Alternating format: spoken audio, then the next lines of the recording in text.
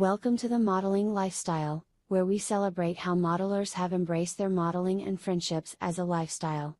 We discuss how modeling can become a life passion and lead to lifelong friendships. The goal of the modeling lifestyle is to preserve the modeling and interests of leading modelers in the modeling industry. The modeling lifestyle is sponsored by NGNC, a market leader in quarter-inch scale modeling with products from over 50 vendors and the largest collection of out-of-stock model paints with over 9,000 bottles available. And now to Jim Kellow, MMR and host of the Modeling Lifestyle. I love the sound of a whistle. Well, welcome to Modeling Lifestyle. Thank you so much for joining us tonight. I think you're really going to enjoy meeting our guest. Our shows introduce you to not just great modelers, but people who have really made a contribution to our hobby and have taken modeling as part of their normal lifestyles. I want to thank all of our viewers for joining us live on our YouTube channel, New Tracks Modeling. Please feel free to use the chat function, and as soon as I get your comments, I'll be glad to put them on the show and ask our guests to answer whatever question or comment you may have. So you're free to join in the conversation anytime that you so choose. All of our shows are done by volunteers. Naturally, we need all the help we can get from volunteers who can give just a little bit of their time to help us produce the shows and make the shows as enjoyable as we possibly can for you, the viewer. So if you have some skill, doesn't make any difference what they are, because we use a variety of people and a variety of skills are needed to produce the shows. If you'll just let me know, then we'll put you to work a little bit. And really thank you so much for helping us.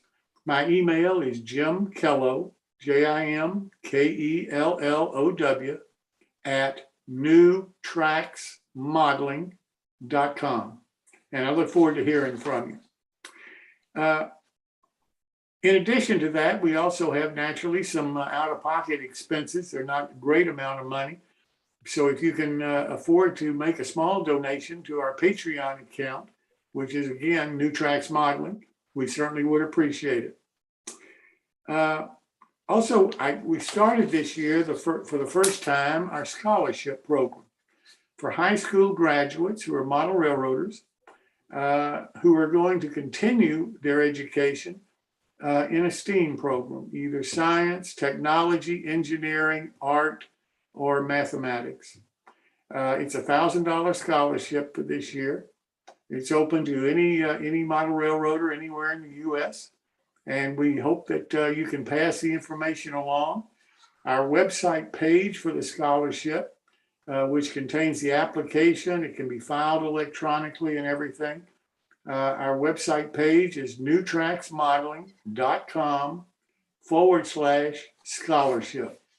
And if you can pass the message along, we're not asking for money right now because we have raised the money for the scholarship for this year.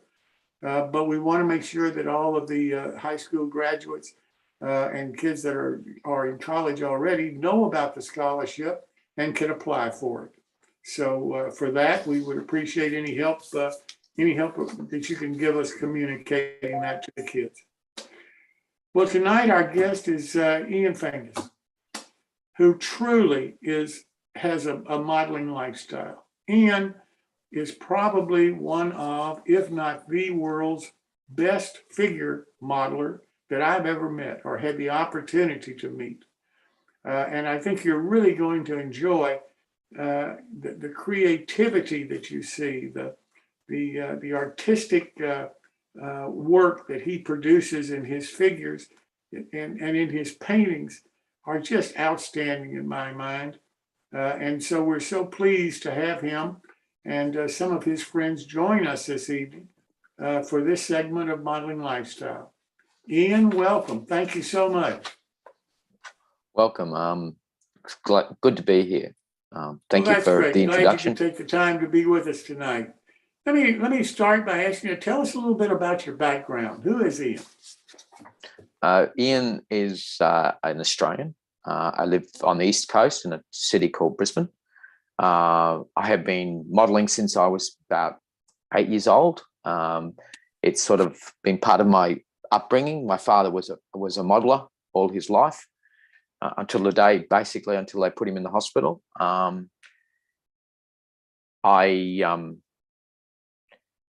was introduced to model railroading very young, but personally, that wasn't my thing. I went through school, didn't like school, went to a bank, didn't like that, then got into creative job. Hang on, what are you doing? Oh yeah, went on to creative job, and I then found out that I liked painting figures. A friend introduced me in 1981 to figures, and I loved painting them. And then my life got busy. I had family come in, and we needed some extra money. So that's when I learned to paint for others. I started painting a few figures for people in 1987, and from then I developed other interests. Like I oil paint. Used to paint landscapes in oils, still lifes. I still do still lifes, but in acrylic. I still paint figures, but I also do model railroads. I'm also a sculptor. I love to sculpt as well. So I've got a lot of artistic. I'm also a dad. Now I'm a granddad. So all of those sort of things help me. My little grandson absolutely loves coming down and visiting Pop's train layout and I've got lots of stories all over the train layout because I like to do stories. I love putting little vignettes and all over my layout. My layout has 900 plus figures now. So it's a lot. And you painted all of them, I assume? Some are actually hand sculpted. About 300 are hand sculpted, and all the rest are, they're all painted by me. I'll be darned. 300 sculpting, that's a tremendous amount of work. It is, but I love it. It's like anything. At the moment, I'm actually up to about 30,000 figures that I've painted in my lifetime. Unbelievable. What drew you to get involved in model railroading? Of all the hobbies you could get involved in, why model railroading? It's got to be down to Dad. This fella here. I love this bloke. You'll hear the catch in my throat then. He was a good man. A few people in the United States have met him. I just found a book yesterday signed by a certain Mr. Hayden, who Dad met. Dad has had a big influence on my model railroading. Basically, my son was coming along in 1987, and we were doing a show together. He was getting me to teach people at the train show how to paint figures. And he influenced me, and he said, why don't we do model trains together? So he basically, there's a black and white photo here. That was 1970. That bridge there, I helped him build, and I helped glue all of those lichen pieces. I would have been about 12 or 13. And that layout, that model had a lot of impact. I still own the coaches there. Now, the other photo is my dad in 1988. This is the beginning of my train journey. He's actually driving my first loco there. That's why I shared this photo. It's quite significant because that was the 1988 narrow gauge model train show where we were introducing ON30 to Queensland, basically. We were the first ones to exhibit ON30. And he and I put in, and with a couple other people, put in a train layout. I'd never built anything before. I'd never built a model. I'd never done a train. And that was the beginning. And the whole reason we did that scale was he knew that I loved painting figures, and he said, this is the scale that you can paint individual figures on. HO, I can do it, but this is where you can actually see a figure. And that's my starting position there. And from there, we did a lot of exhibitions, and then we moved on, and I'm now basically, in honor of Dad, I've got a home train layout because that he never got to build. We built multiple exhibition layouts, but never built a home layout for him. So yeah, that's my start. It's definitely thanks to that big fella there, who I'm starting to look more and more as I get older myself. That's quite a story, but you have to be awfully proud, and that has to be so meaningful to you. It is. As I said, there's tears in my eyes because just seeing my dad. I have a lot of respect for the man. He was a personality in his own right. A lot of people have met him, say I look like him, and yeah, there's my first figures. There's my first O scale figures in that photo there.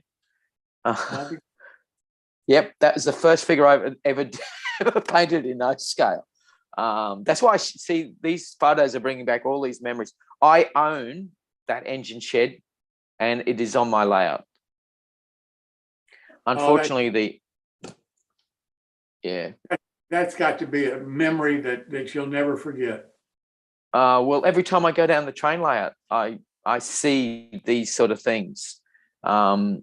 Unfortunately, I lost the Shay. I gave it to my brother, and it's got lost when he passed away. But a friend of mine's got that little rail bus. He's doing it up. He's remotoring it. So, yeah, I also I've given quite a few things of Dad's onto other Australian modelers who knew Dad. And I said, would you like one of Dad's pieces? And they've gone, yes, please. So Dad's, and through that, I've learned to give to other people myself. There's quite a few guys now who they're not the commercial figures. They're actually individual figures that I've sculpted and painted. There's people like Dave Meek has two Ian Fange's originals. Gary Beattie has a few of mine, and then there's other guys locally that have unique unique Ian figures that I sculpt for people. I tell you that's impressive and very nice of you to share your talent like that. But that's why you have a gift. When you get given a gift, you can keep it to yourself, or you can share it and give it to others. And I truly believe that I've been given a gift, so it's something nice to, not for money, just to give people. Like my skills. People do pay me for them, but I also want to give them to others as well. I do that with my paintings a lot. I give a lot of my paintings away. Well, you talk about O scale is what your dad recommended you build the trains in. What other scales have you worked in? Okay, I've worked from anywhere from 1/200th, which is tiny little figures. I even painted maps of those on them, and I've gone all the way up to 1/6. Because I'm a figure painter, I love 1/6 because you can actually do eyes and personality in those. In railways, I am part of a group. We call ourselves the Cartel. We do Australian absolute prototype. We do New South Wales, Queensland. All the locos are prototype. All of the buildings are Queensland and New South Wales actual buildings. From different areas, and we run a huge layout, and I love my prototype, and we run timetable and all sorts of things like that. My ON30 is my passion, but I also always wanted to dabble in 1/24th GN15. I've always wanted to do that scale because the figures are bigger, and I see guys doing it, and I go, I'd like to do that, but I don't have the space. I just don't have the space to do it. There's a guy called Scott Robinson that does a 1/24 scale, which is beautiful. And I look at his stuff whenever he shares it, and I go, But yeah, I love the different scales. You'll see there's a slide there of the two different sizes. There should be, that's 1/6. And you can see why I love that scale. Absolutely. There's so much personality. I've even got the beer drinker's nose and that sort of thing, and the highlights on the beading, but it's the eyes. I love the eyes on that piece. It's just like, don't mess with me, I'll break your leg. And then I go, there's another slide of the smaller figures. No, that's not that, but that's my 1/24th. This is the one that's been killing it. That's the smallest I've gone. That's one is to 2032nd narrow gauge railway. If you look really closely, there's pieces of Gary's layout here on the top, right, and then down the bottom I copied Dave Meek's layout. There's little features of Dave's layout, like the hanging rock and a couple other little things that I blatantly stole off him to put on my miniature layout. And then of course you can see the Andean figures there, which I'm known for, with the infamous plaid. And then there's should be another photo of the small. No, it's not, yeah. This is the example of my humor. I have a dragon on my train layout. And if you notice the sign, danger hot, and it's environmentally friendly as well, because if you look at the dragon feeds off sheep, so it's very, very environmentally friendly. Here's the small ones. These are 1/200th figures. If you look very closely, those maps are actually got the red arrows of a World War I map. And then these are I'd say these are probably my best ever figures I've painted in quarter scale. That unfortunately I don't own those, but yeah, I painted those up. They're 1/48, and they're just, because they're 3D printing, they're just beautiful. Yeah. Okay, we're now going on to another slide. These are the guys that influenced me. This is a Dan Pickard train layout. This is from the narrow gauge convention that I was heavily involved in. I was teaching people. What I did is I did a talk, and then I did I was sharing. Dan actually has some of my figures. I painted for him, and also he's learnt off me and paints his own figures as well, which is really special. Well, let me ask you this. All the different aspects of model railroading, is there one particular part that you enjoy the most? I can tell you what I don't enjoy. I hate working on locos. I can't make a loco run. No, the three things I love, and it starts from the real back. I love painting, so I love backdrops, and I have done quite a lot. I've probably done about 300 feet of backdrops in my life. I love that, painting details. I was only saying to you guys before, every one of my exhibition layouts, and some of them were quite, in places that are not just trained people, I put a teddy bear. All my train layouts, there's a teddy bear theme. I paint a little tiny teddy bear, and it's like, find the teddy bear. And then I go to scenery. I love scenery. I love doing bushes and trees, and I learn off, like you saw that layout of Dan's. That guy, and another guy in Australia called Alan Ogden, who does English.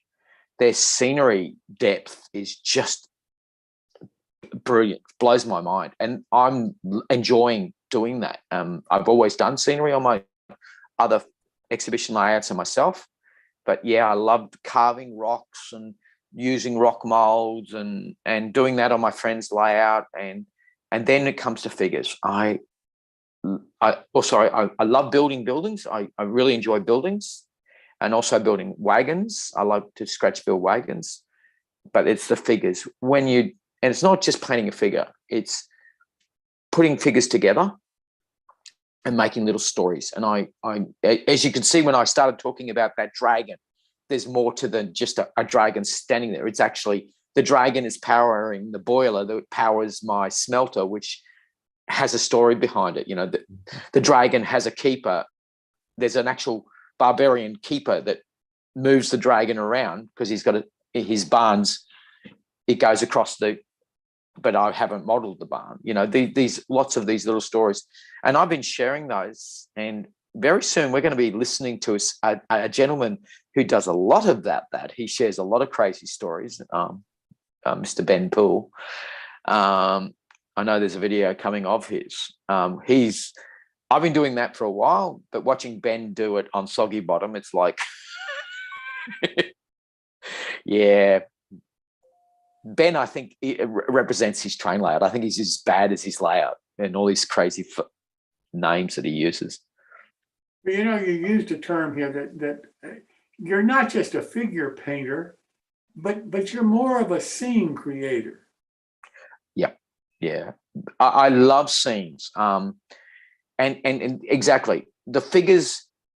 Why I do figures, and this is my model railroading back concept, is I've always done. I see the figures are the reasons you have railways. People are the reason you have a railway. Right. It is carrying goods and services and people from one place to another. And I've always liked in Queensland, we had a thing called Shire tramways. And their whole purpose was to move the locals, their produce and themselves from country places to biggest towns. Basically, that's what they did. And because that means that there's people and there's personalities and there's characters and they do things. And if you ever read any books on trains, there's always characters and personalities in every model, every train. You know, they talk about loco crews that all had different personalities and they were all different. And I love that because you then you can, you know, personally, I can actually add a beard and make, bushier eyebrows and all sorts of things on people. Well, I think that philosophy is one of the reasons why your figures are so popular. And a lot of people know how talented you are, but probably have never seen any of your real work. So let's take a minute and look at a couple of photos and have you describe them for us. Thank you. Okay, this is the last thing I've just done. This is actually a bridge. It's a lift out bridge. It's actually just to go between two parts that I can lift up. But instead of just putting a piece of timber, I thought I'll do a whole bridge. But then this bridge, again, my personality is I reuse things. The abutment on the right, several of the bunks on the left, those three little ones are actually from Dad's original Budrum Tramways layout that we saw the black and white photo. They are actually the piers from that layout. The pier on the other right, which came from my first layout, which was called the Thumb, and I actually built that. The backdrop, of course, you can see this is my backdrop style, my art. I love doing Australian scenes. Then the crazy thing is, if you look very closely, down on the bottom, there's a little black car. This is my sense of humor. That's my Batmobile. It now has a bat bear and a robber, instead of Batman and Robin, as teddy bears standing beside it. And sitting up in the shelter is Catwoman as a teddy bear.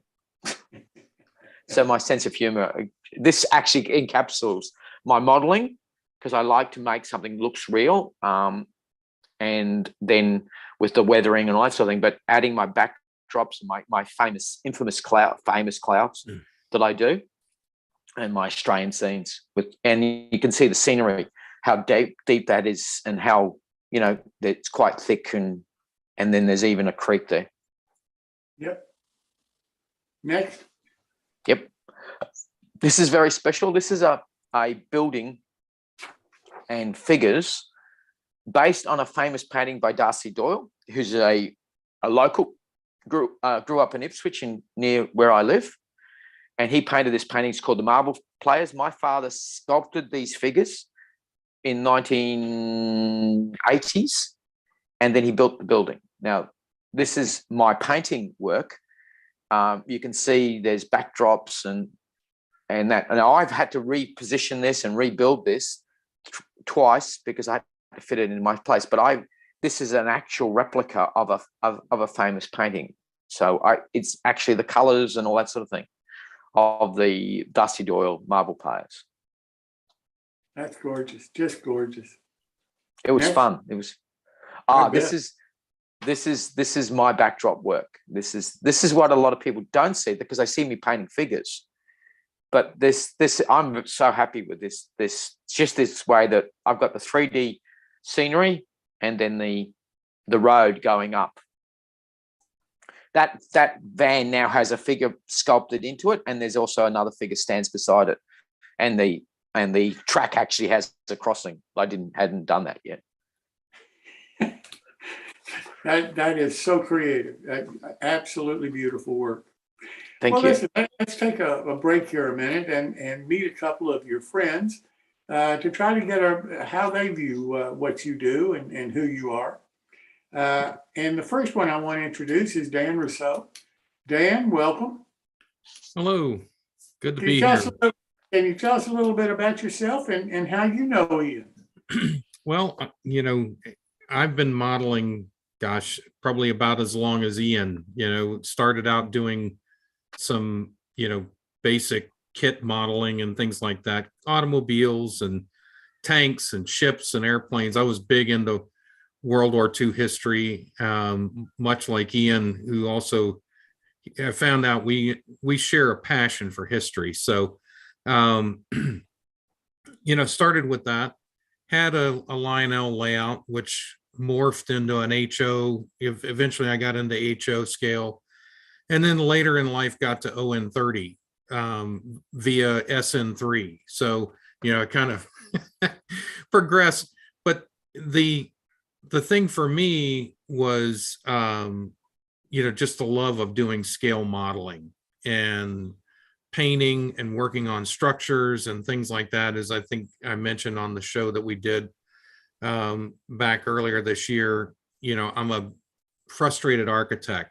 That's really what I wanted to be, was an architect. And as we often end up in those diverging paths in life, that didn't happen. But I love structures. I love buildings. I love putting the character in the buildings, such as the one that's in this picture behind me. That's one I did for a friend of mine.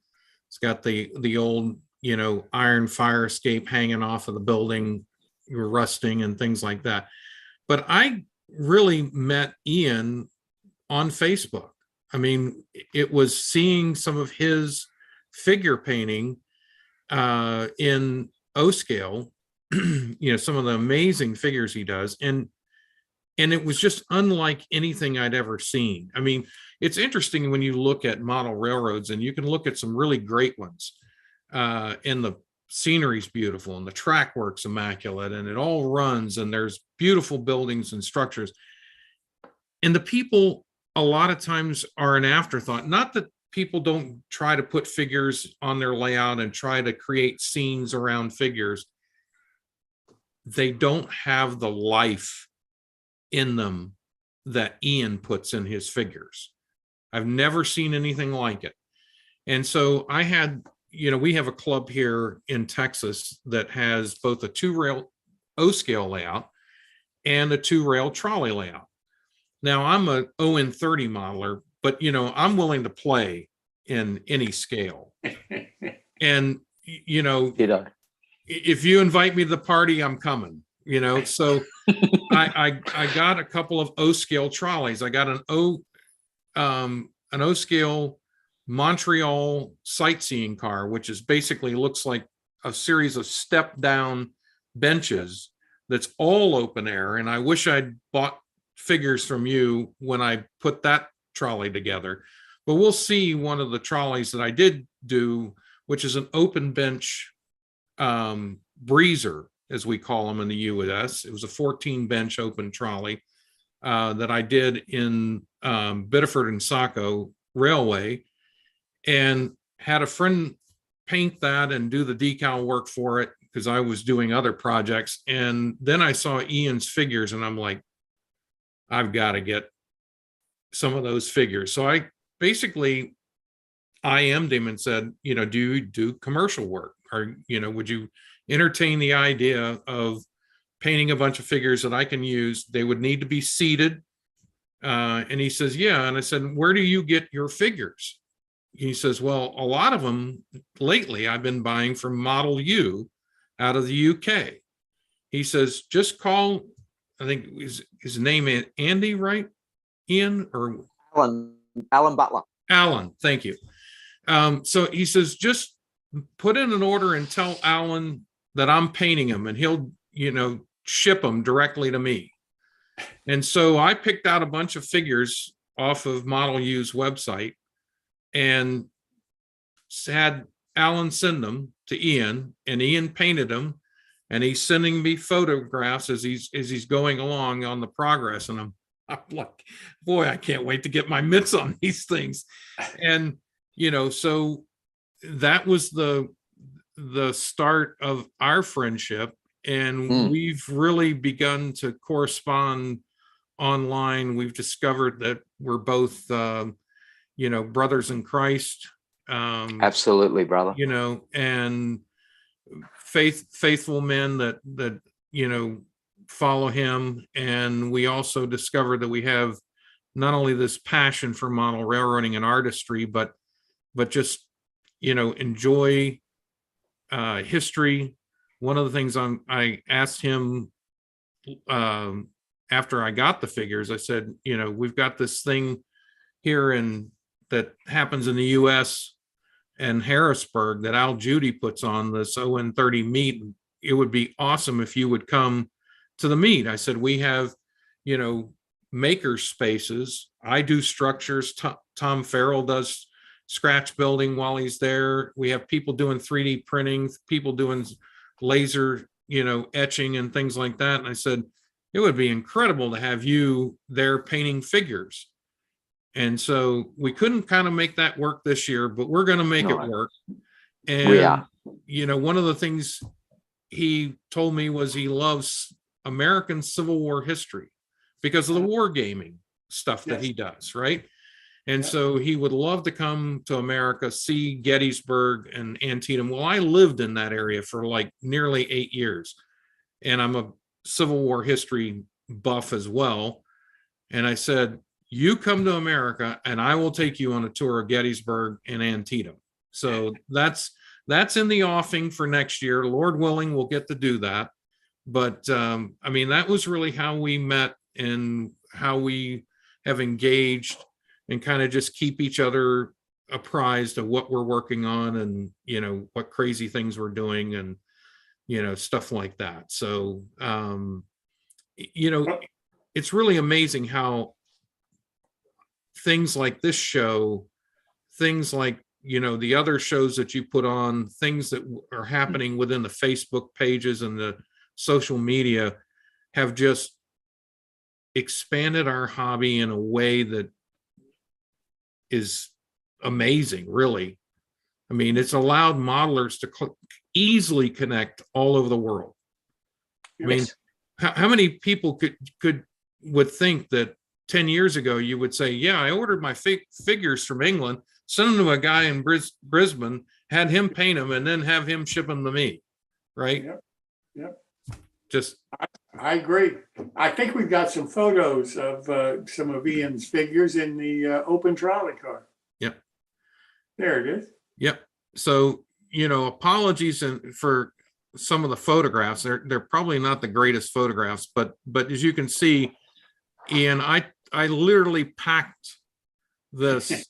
This is a nice hot summer day where people want to get out on and ride the trolley like they used to do when nobody had air conditioning. So you'd go pay your fare, get on the trolley and ride in the hot summer day, go to the trolley park, have a picnic, whatever. The only thing I have yet to get is I need to have you paint a motorman or two for this car, but we'll definitely do that. But this just kind of lent itself to displaying Ian's figures. And the thing that I love about Ian's figures is they have a life to them. The expressions are not this sort of, opaque, typical figure that's got, okay, well, we put a couple of dots for the eyes and, we call it done kind of a thing. I mean, these have very expressive faces, their hands, the clothing, the depth of pattern on the clothes. If you kind of go through the next photographs, you'll see like this guy up in the front sitting there, just, the motorman would be on the other side, but he, on the one end of the car, this guy's sitting here reading the paper. And on the other end, you got another guy that's just kind of sitting up there looking, out of the car. at probably once I create the scene, it would be people that are waiting to board the trolley or getting off the trolley. He's people watching in essence. The guy with the paper, he doesn't care. He's engrossed in his paper, probably checking his sports team's scores or something. We'll go to the next. Here's another guy reading the paper on the car. You've got some other people looking at the scenery as it goes by. Keep going. This lady, I love this one that you did, Ian, the lady that's looking inside her handbag, and just look at the detail on her hat and on her clothes and on the hem of her dress, and you can see the buckle on the shoes and things like that. And just even the guy sitting across from her in the next row, I mean, you can see this guy, he's got a suit on, but it's a worn one, right? He's a working stiff, and he's also got socks. And he's got socks, right? And he's got, these shoes that have been, seen a few miles, right? Go ahead to the next one. Oh, you didn't capture the one, but you can kind of see it in the photo on the left, but there's a lady who is sitting there, and the pattern on her dress is just phenomenal. I mean, how you did that is, I don't know, but it's amazing to see that level of detail. I mean, an O-scaled figure is large by comparison to obviously the HO and things like that, but it's still not that big. Yeah. When you really look at it, so to see that level of detail, the life that and I've basically, it's hard to kind of photograph it. You can see it in the model up close when you're looking at the model, but I basically position those people in little vignettes within that car, right? So there's a dad and a mom and a kid, and the kid's kind of looking up at the dad, and then there's a couple of guys that are just chewing the fat, right? And that are riding the car that day. And then there's obviously the people that are engrossed in what they're doing, reading a paper, reading a book, looking in their pocketbook, whatever it is. So there's all of that at play. And that's what I love about what he does, and how incredibly lifelike those figures are, and how it brings whatever you put those figures in, whatever kind of a scene, it just enlivens it in a way that I've never seen. One of the things that amazed me, going back to one of the photos that you showed, Dan, was the newspaper print. Mm-hmm. In the newspaper, they were reading. I mean, you looked at it and you could almost identify what the newspaper was, what city the newspaper was coming out of. Right. I mean, it's incredible. I met a guy, this was years ago, and one of the things I really love about Ian's work, it kind of reminds me of this gentleman. I met a guy at a show in Maine. Gosh, it's been 40 years ago, at a convention up there. And all this guy did was caboose models. He would model cabooses in all different scales. And he modeled a caboose, I think it was like 1/24 scale or something like that. And it was a Main Central plywood sided caboose that ran on this one branch line its entire life, from Portland to Rockland. And it was always positioned the same way. It never got turned. So one side, it was sun bleached, because when it was running, that side was exposed to the sun versus the other side that wasn't. And he had it down to, you could turn the brake wheel on the end of the car. It would pull the chain through the cylinder, and the brake wheels would clamp on the wheels. He had a stopper in the sink inside on a chain inside the car, had a 1940s pinup poster that he had created, over the sink. And I mean, just all of those kinds of little details. And it really comes down to showing you not just the modeling skills of someone like Ian, but when you look at his figures, you see the observation skills of somebody like Ian. Yeah. He's trained. We all know this. If you're an artist in any format or any media, it's mostly about training the eye to see things that other people don't see. And then it's about executing that in some way or form, right? But it has to come first through observation. One of the things that Ian told me when we were talking on the other show that I do, Ian said, because I was curious about how he gets the shading, how he gets the level of detail that he gets in these figures and scale, which is not that big when you're trying to paint the kind of detail that he's painting. And he said, well, I don't really want to see the figure. I want to see kind of a blur of the figure. So he says, I close my eyes so that what I see is a blur, and that's what I paint. Mm-hmm. And that amazed me, and when you told me that. Yeah, it's a very impressionist way of looking at it, right? Yeah, that's actually the best way of doing it. I'm influenced by impressionist painters of the French and the Australian school.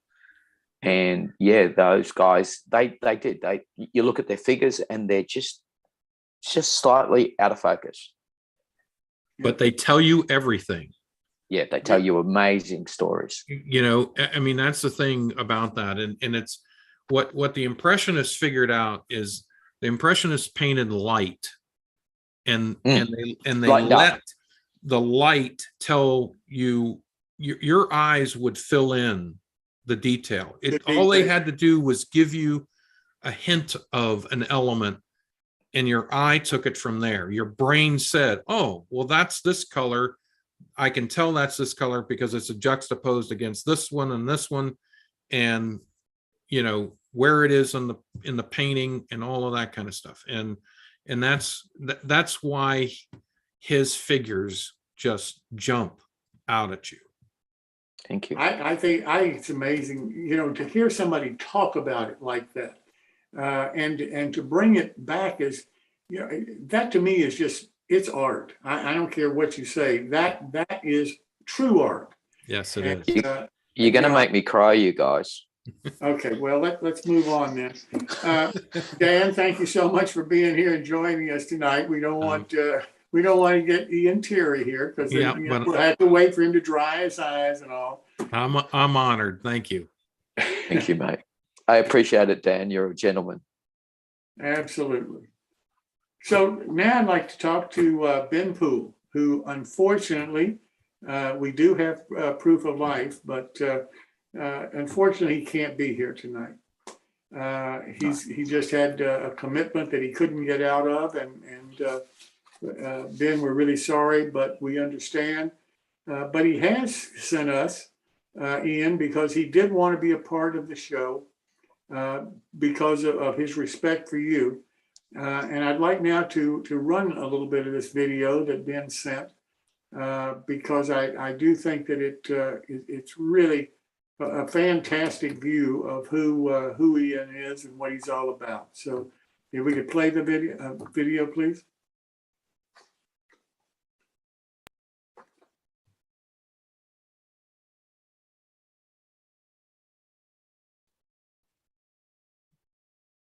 Hey, Jim, thanks for having me on the meeting today with Ian Fanges. I'm very honored to be able to talk a little bit about what Ian's work has meant for me in my modeling. And he's become a friend over the last few years. And frankly, the fact that he's down under in Australia doesn't matter at all. He and I communicate regularly over Facebook Messenger. And he has done a tremendous amount of really, really beautiful work for my scenes and my layout. What I'd like to do, and by the way, I really wanted to be able to join live, but I have to be, I'm traveling for work in Seattle. So hopefully this recording is going to be okay for your messaging and talking to everybody. What I'd like to do, if we can go to some of the scenes that I put together with Ian's figures. I'm just going to talk about these briefly and what they mean. I have a thing, like I make up names to just kind of entertain myself and other people. So this particular scene, the one on the left with the little caboose and the three guys, it's pretty clear they're having a conversation. And what we have is Biff Wellington, right? That's the guy who's down in the middle of the rail gauge. It looks like he's getting yelled at. And he's getting yelled at by Richard Head. And Richard hates it, but his friends all call him Dick. You can imagine what that's like. And then Murgatroyd Budweiser, Bud is what his nickname is the guy leaning over with the gloves on. And they're yelling at Biff Wellington because he got in trouble for leaving a mess in the paint shop in the morning. And they went out to track him down to say, hey, man, you got to come back and clean your mess. So that's just a little snippet, a little snapshot scene. And the figures are what make the whole thing come to life. I couldn't even have a scene if I didn't have figures. And if you look at how they're painted, Ian does an unbelievable job with plaids, flannel shirts, right? If you look at that and the level of detail, you can see the dirt on the pants, and the realism, if you got close enough, you could see the eyeballs staring. And so that's what I really, really enjoy. And so my modeling has grown tremendously, mainly because Ian's figures are so realistic. I put the scenes together. You can see in the upper right, that's basically a bunch of the crew in my layout. My layout, by the way, is called Soggy Bottom, and we have a thing that we are all really lazy. Everybody's lazy because a lot of the figures I have are standing around talking or eating or doing something other than working. You can see the guy sitting on the ground taking a big swig of his drink. Another guy's leaning back smoking, lighting a cigarette. And in this scene, I would basically say that the guy in the walkie-talkie, Artificial, that's one of the names, and Just in Time is who he's talking to. They're trying to get the train to come out and pick these guys up and get them off to work. So that's just another scene, and I try to incorporate something fun. Other names, Tadpole, Bill Fold, Ricochet, right? Broccoli. These are just names that I make up. Some of them I pull off the internet. Let's look at the next couple scenes, and I can go through those as well. Okay, this group of figures, look really carefully. Look at how realistic they are. This was the most recent batch I got from Ian. And by the way, the figures are 3D printed. He gets them from, or I get them. We get them from Model U in Bristol, United Kingdom. They ship them to Australia, then Ian paints them and he ships them to me. I'm in Atlanta, Georgia in the US. This batch, I basically wanted to get mill workers. You see them on the left side. And then I wanted to get fishermen because I have in my Soggy Bottom layout, have some canals. And so we want to have boat scenes, fishing scenes. And if you look at the detail of the paint job that Ian has done, it's made such a difference in what I can do in my modeling and incorporating them into making these mini scenes. So, we got a bunch of guys here on the left side. Warren T, he's trying to keep the dock. He's sweeping the dock. Russell Sprout is waiting for salmonella to get in the door. Rusty Fawcett is the one who's trying to drag the sack. And the boss guy is Seymour Bush, right? These are funny names that I come up with, these guys. Over on the right, where you have the boat, the river boat in the canal, they're all new. They just arrived, so I would say this is my new crew. And by the way, this scene in this photo got Modeler of the Month for Model U, their monthly award. And frankly, it's because of these fantastic figures that Ian has painted. But here we got a whole bunch of guys: Droopy Nose, Harry Cox, Pierre Pants, Ollie Tobooger. How we doing? All these different people, all the names that we come up with. And the scenes are very, very, Ian's work allow me to be creative like that and have just a ton of fun. Let's go to the next batch and see what we have. Oh yeah, here we go. by the way, some of the locomotives, and in this case, the rail car, I've got a lot of friends, Al Judy and Alan Littlefield, all of whom know Ian really well. And they produce the great locomotives and other things. I wish I had this skill level. I'm still working on that. But here you got Rex Easley on the top left. Rex Easley, right? What a great name for a locomotive driver. Manny Kin is the guy holding the toolbox, and Jack Tupp's the one with the rag doing this. And they're basically having a conversation about, we got to get the rail car out on the line to do some work. And, you can tell there's a deep conversation with these figures, and it's because, again, the work that Ian has done. The next one over, we've got, one too far. Yeah, that's right there. That's good. So you got Sawyer Johnson, Russ Teenale, again, Jack Tupp holding the rag. They're basically having a conversation. Got to get that locomotive out on the road. Got to get to work, guys. And so, again, so much of my scenes incorporate laziness. We're not at work yet. And it's just the wonderful paint jobs. If you look closely, the guy staring up at the locomotive, right? Look at the detail of the jacket that he's got on. Look at the folds in the Levi pants or the jeans, the denim pants. The same thing with his hat. I mean, the level of detail in O-scale figures is just astonishing. And again, that's all from Ian. Let's go to the next one real quick. All right, you start to see some of the same figures. They pop up. I only have so many.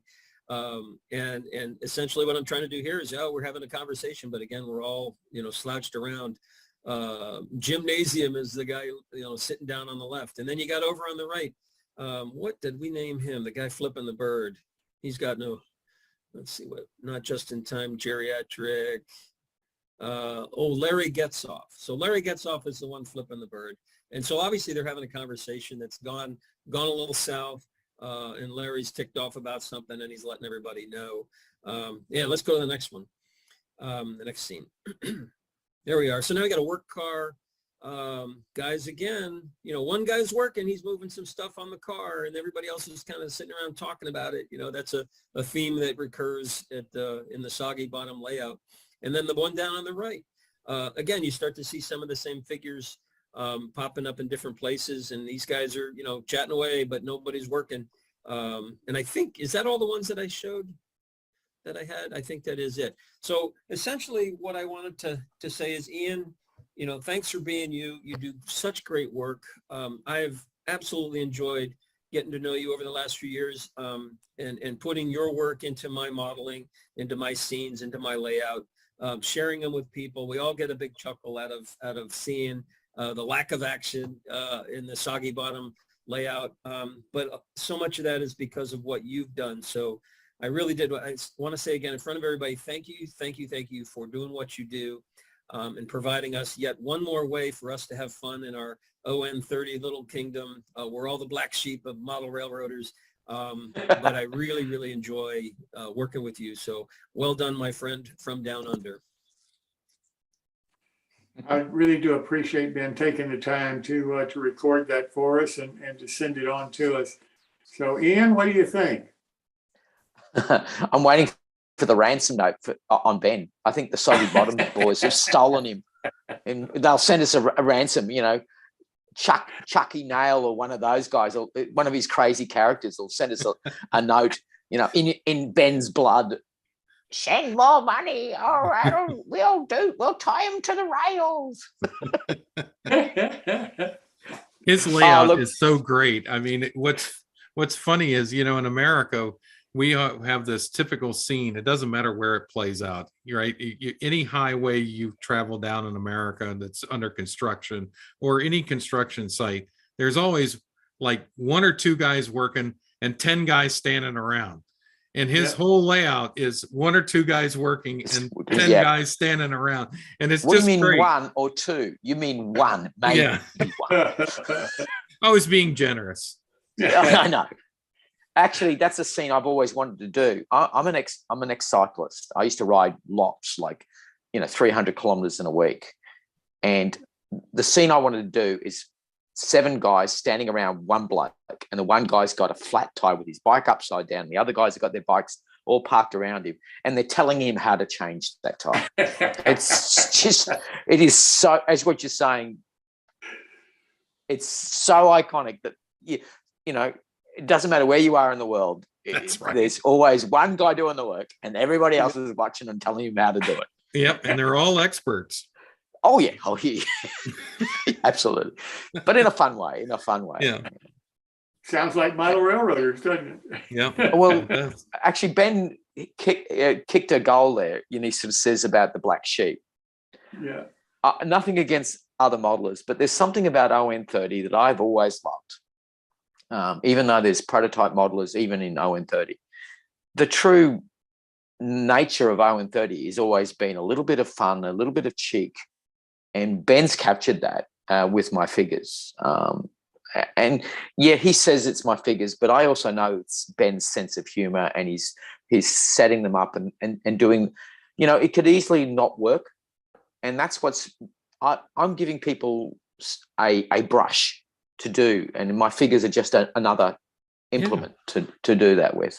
I thank his kind words about it. And we're both chuffed about that steamboat too, because when he was at Harrisburg, or one of the mid meet, and mate, you won, you got 25 pounds. And I'm also thinking to myself, there's 25 pounds worth of figures coming my way. More money off Ben, yes. Sorry, you're seeing the other side of me. That's the ungracious, the not nice bloke.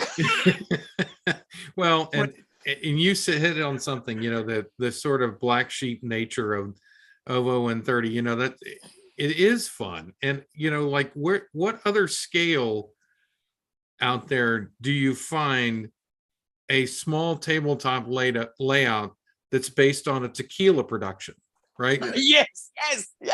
I mean, the Puerto Borracho layout is just fantastic, and it's just a small layout, but it's a tequila plantation and a tequila making operation, and you got a bunch of overweight guys that are with their hats and all that. I mean, it's just great. I mean, it's that kind of stuff that makes it fun. You can still, like you say, you still have prototype modeling going on. There's nothing wrong with that. It's great stuff. But I mean, you don't have to be locked in to that necessarily. Yeah, Gary's been a real big influence on me too for that. His sense of humor has. We've been lucky enough to talk to each other over the period of time. We swap things with each other. We're in that other side of the hobby, where I will do something and I don't expect anything back for it. I never do it to get something back. But Gary's like, "Oh, what would you like for it?" And I said, "No, look, mate, give me a shed." So what did he do? He made me a flushing toilet, a bush toilet, but it's a flushing toilet. And of course, I then had to add the spider and the cane toad and the snake to that. Yeah, there was I've heard so many people talk about ON30 exactly how you're talking about it now, and it's the show that Alan Littlefield puts on twice a year. Yep. I've had people tell me it's really not a show; it's a gathering. There's a group of guys who enjoys each other's company, who have been together for a while, who respect each other, and we get together and we just have fun. It's a gathering. And we don't take each other too seriously. Like, it's like a number of years ago, I went to the National Narrow Gauge Convention in Houston, and they, one of the features there is the 12 inch or the 12 by 12, right? You model something in square, 12 inches. Right. And the great thing about that year was, what did they choose to model in 12 by 12? The theme was outhouses.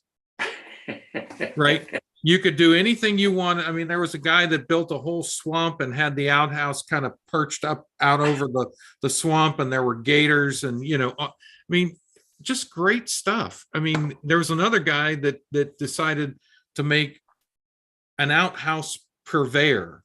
It looked like one of those old country stores, and it had toilet seats, you could pick your style of toilet seat. They were all hanging off the porch, and around back were like a bunch of models of different outhouses that you could purchase. They were, so it was a whole store of toilet and toiletry, was the whole principle behind it. I mean, just some really creative stuff. Again, not getting too wound up and too serious, just having a great time with it. That's part of what our hobby's all about. Yeah. No question. Ian, it's obvious, Dan mentioned it a few minutes ago, at some point, people looked at your figures and said, oh, I got to have those. Oh, I got to do that. I got to contact him and ask him if he'll build them for me. So you had to start getting requests to provide services and sell your figures to other people. Now, when you're painting a figure, when you're sculpting a figure, when you're doing it for yourself, is that different than when you do it for somebody else to sell? I'm going to give out a secret here. Yes, it has to be. It really, really has to be. Now, Dan talks about it, the detail and everything. I can only do so much for everybody else, and I mean that really kindly. I've actually had to review that a couple of years. I got a clip under the here by a particular guy here in Australia saying, "You're doing too much. You got to either increase your price or stop giving it." No, I can't stop giving it. So I raised my prices a bit. But when it comes to my own stuff, well, I've got time. I'm doing it for myself. So if I want to put 10 hours into a figure, I can. I don't, but I can. I can I can do eyebrows, I can do eyes. But even then, because I've been doing so many for others, I tend to simplify my own stuff, but I do put more time. The hilarious thing is people like Dan and Ben have got better figures than I own. I've only just recently been painting my own. I've only got I think I've got about 6 Model U figures of my own. Your open tram. We call them trams in Australia. Yeah. Trolleys. I actually had an open what's called a toast rack in Australia from a narrow gauge. It actually was a historical on the Innisfail tramway. And I wanted to get figures. So I went and bought some figures to put in it. And I lost half of them because people went, oh, I want that one. But that's mine. I painted that for me. So that's the biggest problem I have is I get figures and all of a sudden they disappear. I get them. I'm going to paint them for that. Like you would have seen that scene when I've done the narrow gauge layout in the train layout in the building with all my figures. They're ones I've sort of snuck away. When I've ordered off for Ben, I put a few for myself. I might just keep a couple for me. But yeah, that's why I'm doing my own home layout. It's for me, it's wacko. I just counted yesterday. I have now got 360 teddy bears on one part of the layout, and I mean it. 4 foot tall scale teddy bears, and I've got things like I've got female teddy bears, and I've got male teddy bears. I've got soldier teddy bears. I've got teddy bears sitting there waiting for the train. I've got a friend of mine actually sculpted for me. Thank you, Steve Merchant, in Cornwall, a Paddington bear. And what's even better, it's made by an English guy, which is Paddington, and he traveled all the way from Cornwall, and there's a little gift turned up on my door, and I had to paint him, and he sits on my layout, and I've got crazy things going on there, like you saw the dragon, and it's just like these are the things I can spend time with. I can paint, but was when I'm doing somebody. I was taught business. Okay, years ago, and how to quote. And you've got to quote. You've got to treat it like a business. You've got so many hours. You've got to give it so that you can earn a living out of it. I don't need to earn a living. I'm semi-retired, but I used to work one or 2 days a week, and now every Monday I sit down at my desk at between 7 and 8 o'clock, and I work through till about 4. I have breaks and I sing, and My boss is mean. He makes me work because he's me. I go, I want to have a break. I want to have a half an hour. No, get back to work. No, go. No, it's all, I love, and fortunately, I'm not like my dad. My dad was a professional model maker. He said, if you can't see it, you don't build it. I have about 10, 15 buildings that I've got full internal detail and there's no lights because I don't do lights. I'm not electrically skillful in adding a whole set of lights. I admire the people who do, but I don't do it because I'll ruin the model. So I just don't put lights in. I just have lift-off roofs. Some of them don't even have that. I've got one building fully detailed with a mirror. You can't see it, but I know it's there. You know, that's the difference. When I'm doing it for someone else, it's got to be what you can see. It's no use me doing detail you'll never be able to see. So I have to be careful with that. I think we have a couple of photos here that if we can see those. Waiting. Here we go.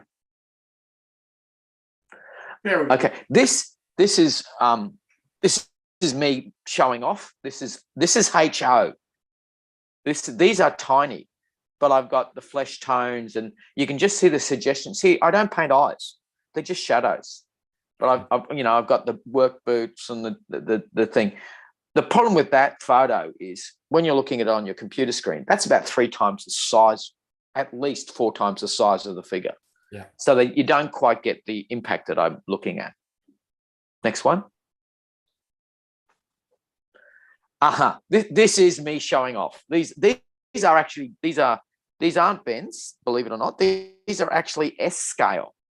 So this is what I'm showing people that I can do, and this is why they're not quite as sharp as Ben's. You would have seen Ben's photos, but they because they're 3D printed, you're getting that personality in the figures.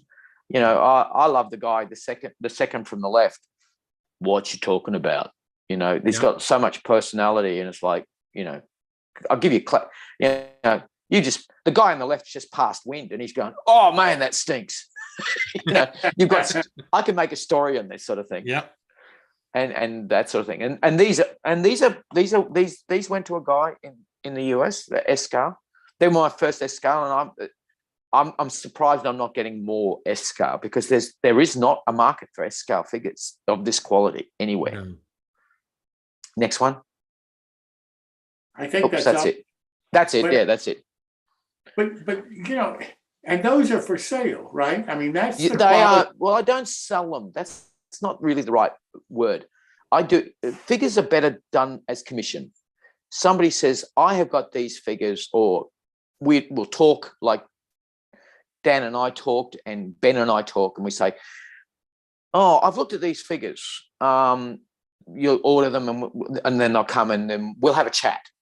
And they will ask me what I paint. Ken Heckler, which I'm trying to get back in contact with, used to do that to me. And he had all sorts of interesting things, and he wanted the hands changed, and he wanted timber put in instead of a shovel, and we would change the figures around for him. And then it would be painted as he wanted, what colours he wanted.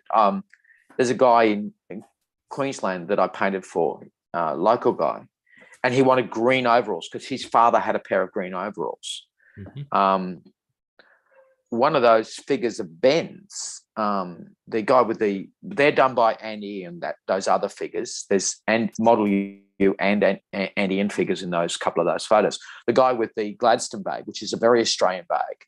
I have a dear friend who just departed. He just passed away. A lovely Christian brother, Jack, and he was a plumber. And I can't believe it. That figure is exactly Jack because he always wore a hat. He always wore overalls, and he always had a Gladstone bag where he carried his plumbing tools.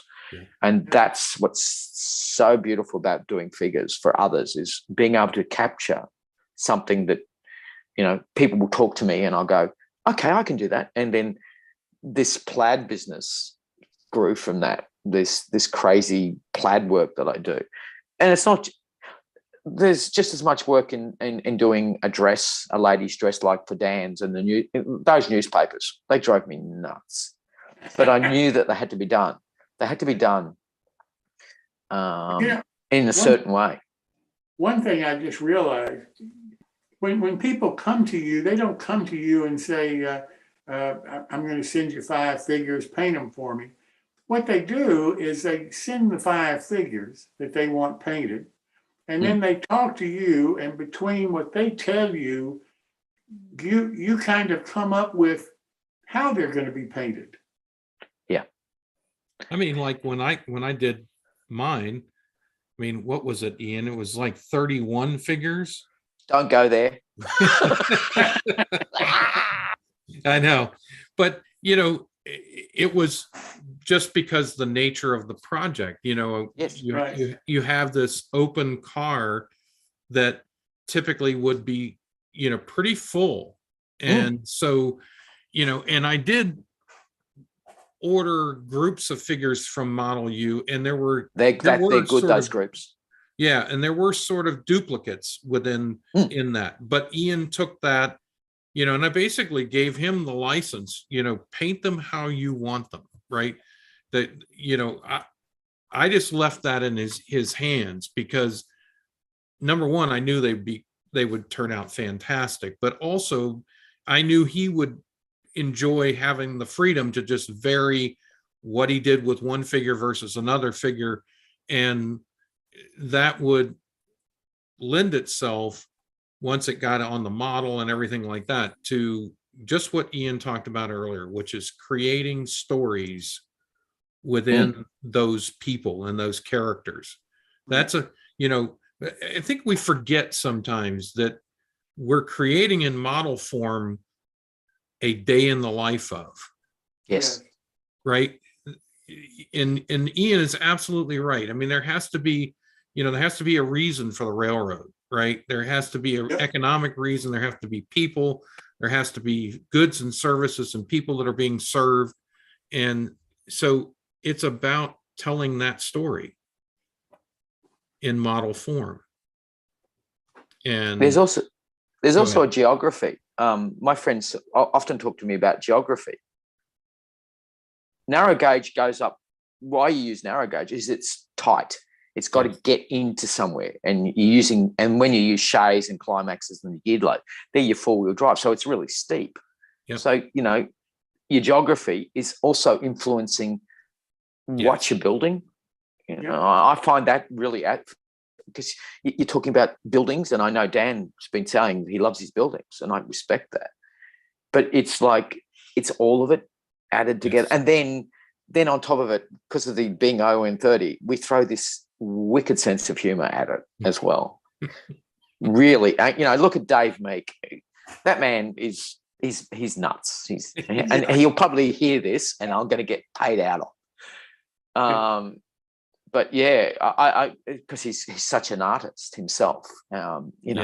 Gruesome Gulch. Look at that stupid ghost layout of his. Oh, come on. Yep. And he's been painting zombies. Like I felt like saying, "Oh, mate, if I was doing that zombie, I would have put the green here," but I didn't. But this is the joy. People have been saying about me and all that sort of thing, and I thank you, and it's kind. But it's also I'm being fed by my community just as much as I'm giving back. I get a lot of, as I said, that's why commission work. Dan gave me free rein, but I've had other guys who've not given free rein because they want something specific. They want something right. Yeah. Right down to a dear friend of mine in South Australia, and his name's thing. He wanted me to do 2 guys that actually drove the Puffing Billy locos. He was one of them, and another guy, and he sent me photos, and he chose the 2 figures that he wanted, and I changed the hats to exactly how they were, did a bit of caricaturing. And he said, "You even put the glasses on?" I said, "Yeah." Well, one of the things that I think I'm hearing is the influence that 3D printing has had on what you do. Where is 3D printing going to take with the kind of modeling that you do, Ian? I can't believe what 3D's done. Like, it all started with Ian Fange. He showed a photo of O-scale 3D printing that he was actually doing. And I went, "Oh, mate, you know, because I teased him already. He had a beautiful, he's a very good New South Wales model railroader. Beautiful work, just absolutely glorious. And I looked at this loco and there's no figure in it. I'm you know, just paying out on him. Where's your figure? And that weekend, I was actually doing a convention, and my gift to everybody was, if you bring a figure to the convention, I will paint it for you for free because you paid for the convention. It was sort of something to make people. And he went out and bought 2 figures. Here, paint them. So we built a friendship, and then he put these figures on, and you would have seen them in the clip. The couple of those figures were painted by Ian. They're good. There's nothing wrong. But I said, you need a figure painter. And he said, you know, do you know a figure painter? And he said, yes, I do. And you're it. Now, there is another guy that he does know, and his name's Kurt Youngles, who is a beautiful figure. That figure in there, that's one of his. And I'm giving him credit. Sorry, it was on the header. And I go, no, that's not mine. That's Kurt's. Oh, no. Because he's a very, very good figure painter. But then that started, and now I'm looking at these figures. Now, you would have seen the header. There's a photo. The first photo is a photo of myself, and then there's a 3D print of me. It's actually of me. That's where I'm seeing Alan Butler going. People are actually getting 3D prints of themselves. Yep. To put on the, you know, we can have a Jim Kellow, and there's a particular gentleman in Harrisburg that's been doing that, Les, who's got the gang. You know, I know Ben's got quite a few Dans and all this sort of thing all over the layout. And yeah, I've got there's about 4 mini me's around my layout. They drive different locos. All mine drive my NAs, my Victorian narrow gauge locos. I'm driving them. I think we've got a couple of pictures. I think we've got some pictures here, Dylan. We could see those. Here we are. Now these are the figures that triggered. These are painted by Ian Fange. And this is where figure painting was, but you can see the detail. What I'm saying is, yeah, these are nice, and I'm not criticizing Ian any way at all. But when I saw these, I went, we can go further than that. And that's when we started to take, that's where, and Ian, I did that, and then I did a sample for him, and then he said, oh, we got the first job, and he sent it up to me. This is sort of the story. This is the beginning of me painting these railway figures. Totally. That, you know, you, Dan and all have got onto. It was about 5 or 6 years ago. And I posted them on all the sites, the ON30 sites, the Australian ON30 site, the Australian narrow gauge modeler, the O-scale site. And they took off. We were getting hits left, right, and centre from it. And poor Ian is getting these contacts. People are contacting him. He hasn't even got his website set up for his figures. He didn't even have it was 2 weeks out. And he said, stop it. And we were sort of doing that. And, you know, Ian's the one who's, you know, and that was 5 years ago, right? Yeah. What I'm seeing now, there's a guy in Australia who's actually producing coloured figures in O-scale. They're already printed in colour. In about 5 years, I can actually see, and I'm sort of disappointed in this, but I can see that I won't be painting figures because people will just get them scanned and the colours that they're wearing, and that's what they'll take. It will be, I might be out of a job because you won't need a painted figure. You'll get a natural figure done in as you're wearing the clothes. I think that I still have a market because I can interpret that and make it softer, and I can add dirt and grime and all that sort of thing. Like it's like ready to run locos, and there's a market for people to weather those locos, and then add chains like Al does, you know, chains and rubbish and Al Judy and his locos. You know, we all know about those with all the added details on them. Yeah. Yeah, I think there's going to always be. I think we have some other photos here, don't we? Yeah. Yeah. This is the example of, this is the guy. These are the green overalls. he wanted this to be like his father. This is Sean up in Caboolture, near where I live. Yeah. And you can see that, you can actually, the good thing about that, you can actually see my painting style. See how I've dark color, lighter color with scrubbed in dirt. Yeah. Yeah. Next photo. Yeah, see the personality in that. He's got the 5 o'clock shadow. The hat's seen better days, and I've almost got the hairs on the arms and that sort of thing. And that's tiny. That's only O-scale. You don't see that. Like what Dan was saying, it's suggested there. The next one. Unbelievable. See that this is where I started to get well known for is my really dirty feet. You can see the dirty feet but this is what 3D is doing. It's capturing. Now this is an Andean figure as well, but you can see the dirt on the knees and all that sort of thing. And if you look closely up the top, you can actually see the buckle of the overalls and that sort of thing. And the tonality in the skin, Yeah. with the dirt, with the grime, with it's all of that kind of stuff. And that's what 3D, this is what 3D does. As I said to somebody, I sculpt, so I understand this. You're getting what we call micro creases. The weight of the fabric has I have a guy who's my mentor who's taught me, and he's always on to get the little things right. And it's how clothing falls and how you sit on your shoes. And because they're 3D printing, scanning somebody, which is the big thing. It's not 3D printing. I've seen 3D prints. They're okay, but it's the 3D scanning where you're actually capturing the weight of a human being on his feet, or a femur, because a woman stands differently in flat shoes than she does in higher shoes. Yep. And literally her whole body changes its weight. And when you're scanning that, you're capturing that absolute, and you get the look of the different people.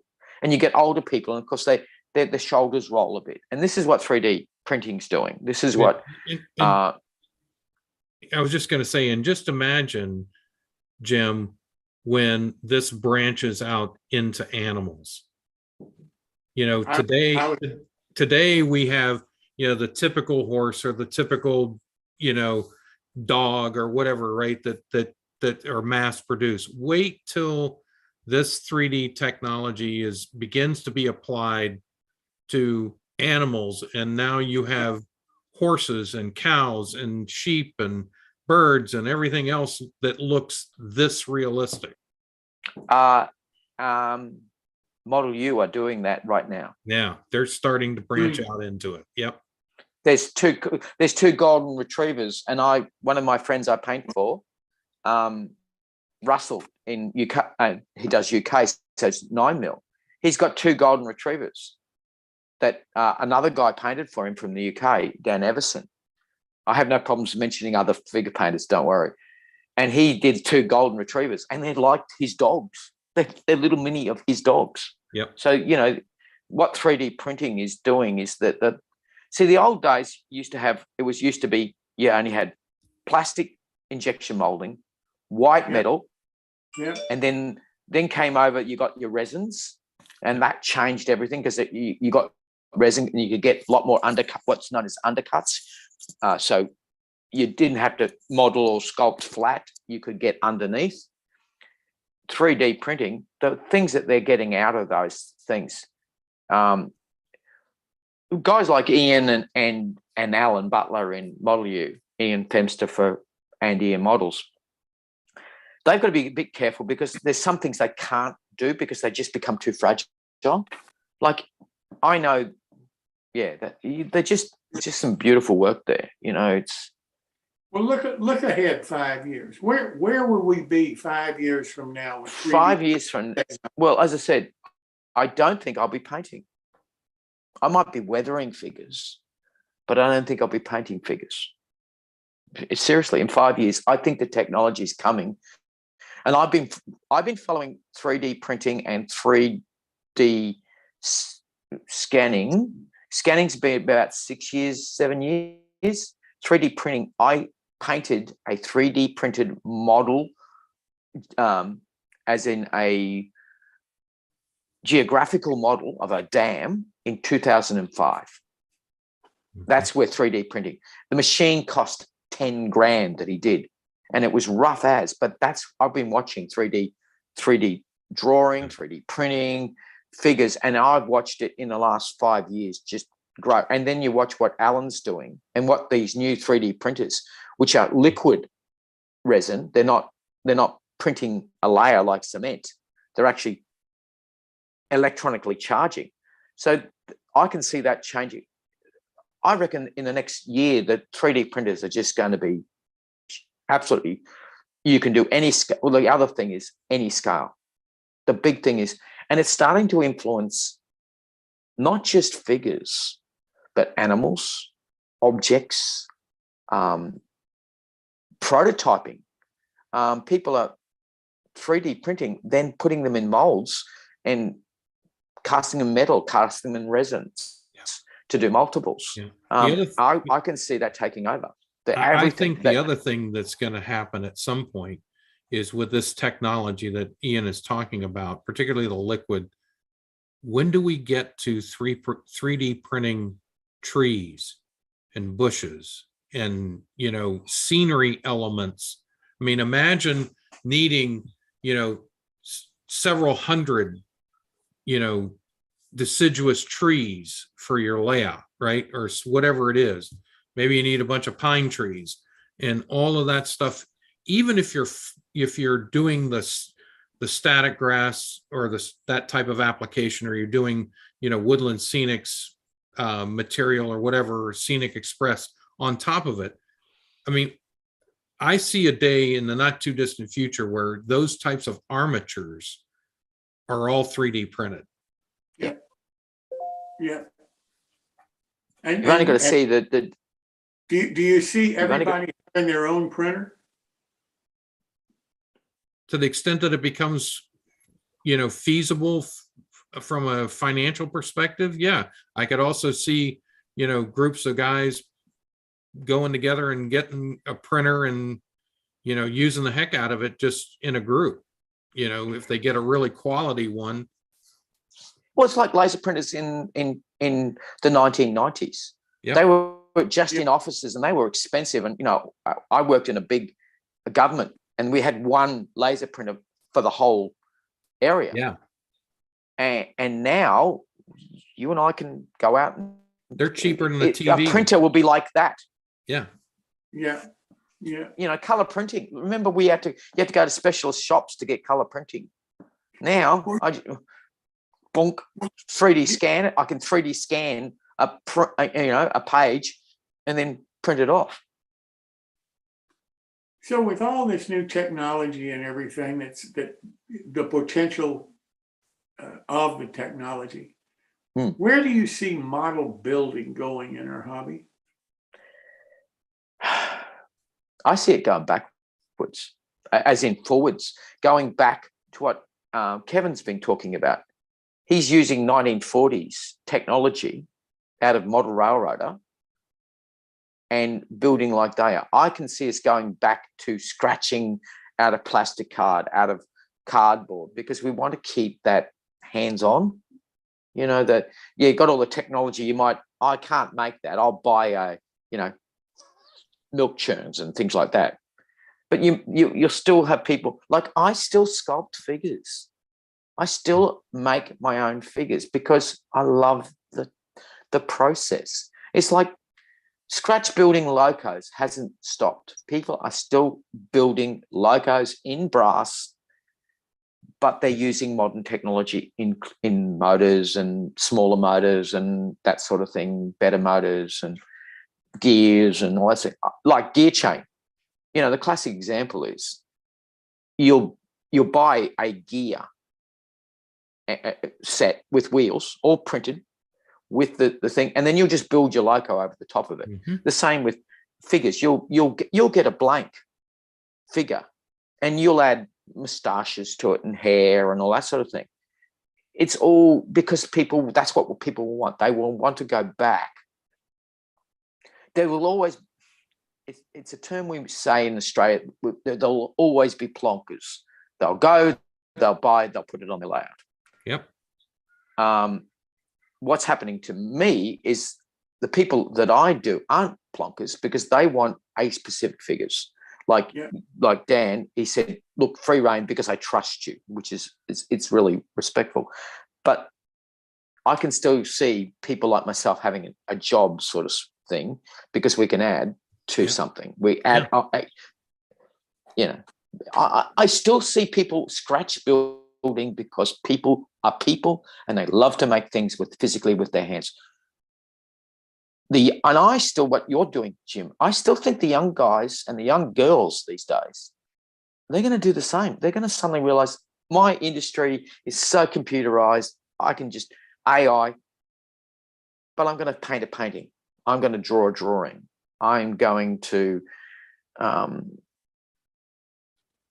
make a building. I'm going to make a wagon. I'm going to paint a figure. Because it comes from the inner self. It's each of us has some need, generally speaking, to create things.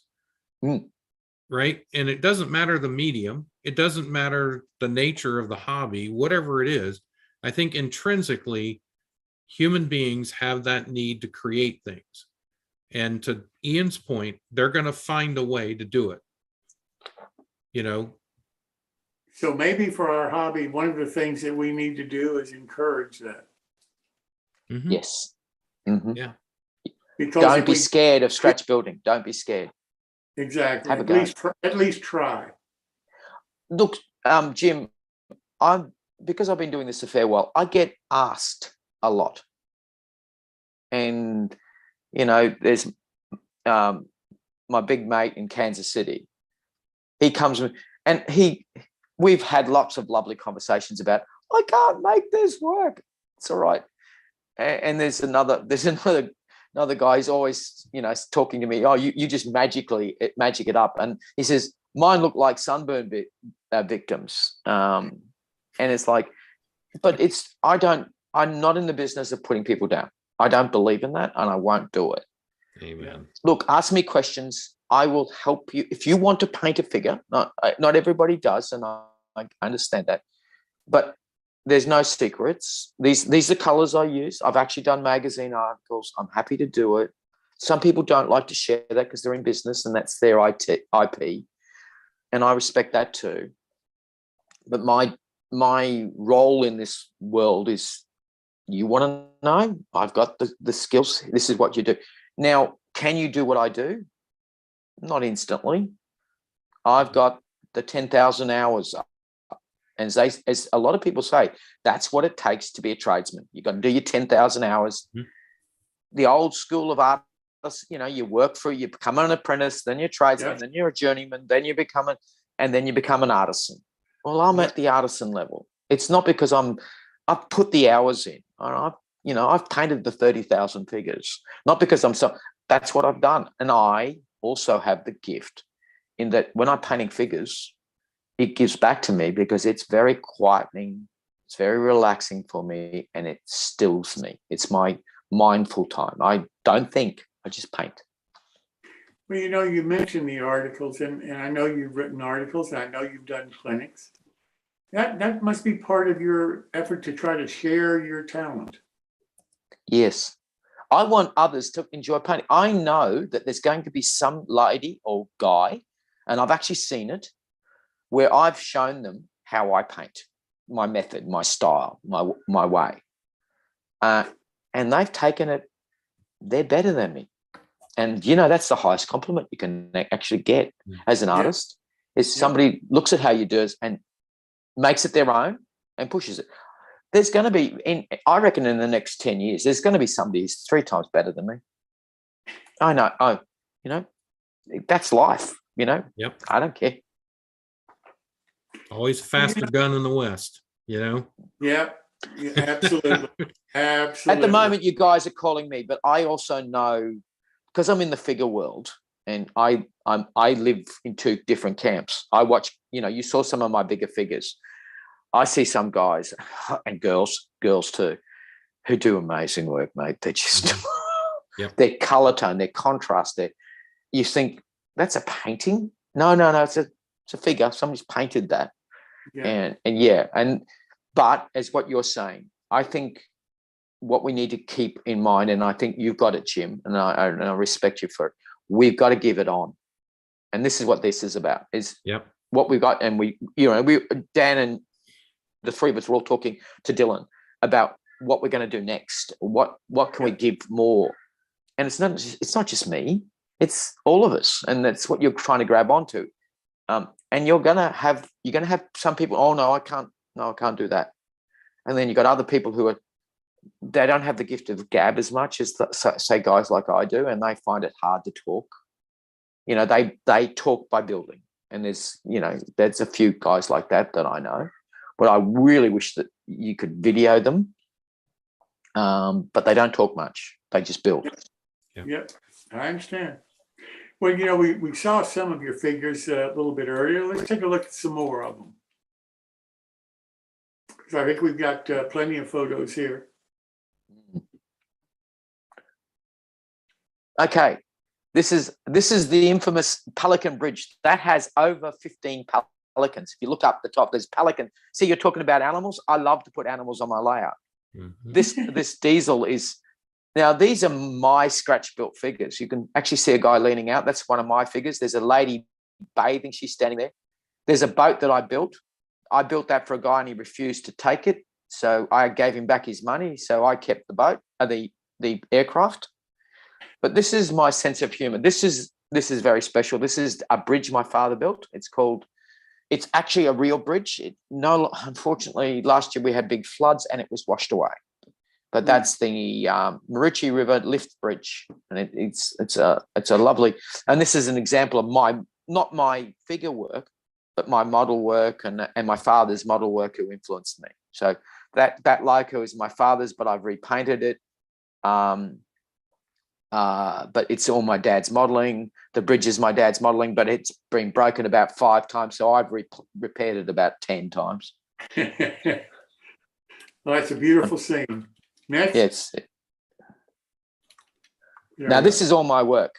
This is so Australian, okay? Mm-hmm. Now there's little jokes. Red Bear is the name of my fuel company.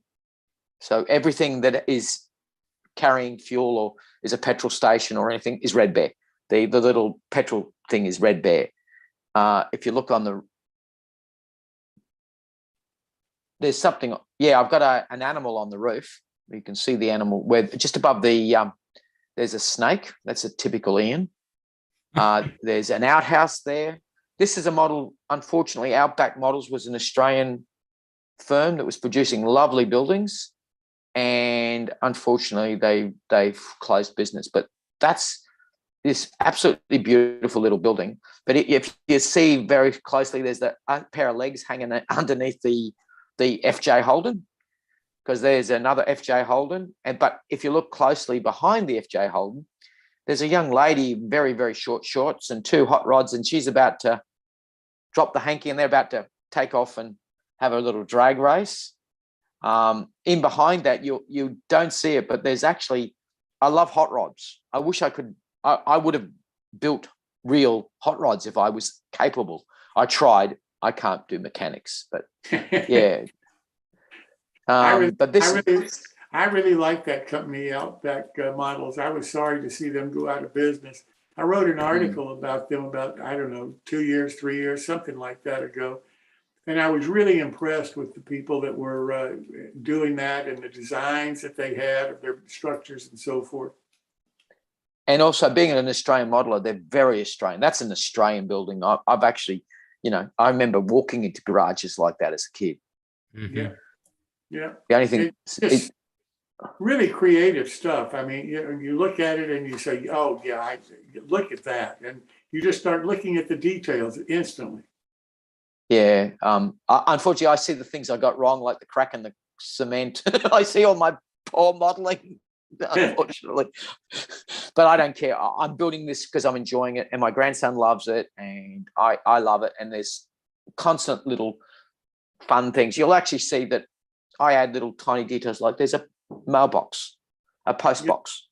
Yep. So every town has to have a telephone box and a phone box and a post box, because in towns you had telephone boxes and post boxes. Yep. Next one. Next. Right. There This is my figure work. Right. I do fantasy on the left and historical. These have been commented. The ladies love this little male fairy that I have painted. See, I do these sort of things to push my figure painting, because using my textures, learning my textures, seeing painting a dog. But that figure has so much whimsy. That's such a, for a military figure, it's not very military. It's kind. Whereas the little fairy is extremely mischievous. But I enjoyed making that, and that's on a piece of old piece of timber I picked up from a wood turning place, and I just Did did you that. Did you sculpt that figure? No, that's a believe it or not, that fairy is 3D printed. I'll be That's how darned. good it is. Those wings are actually clear. They're actually they can actually print in clear.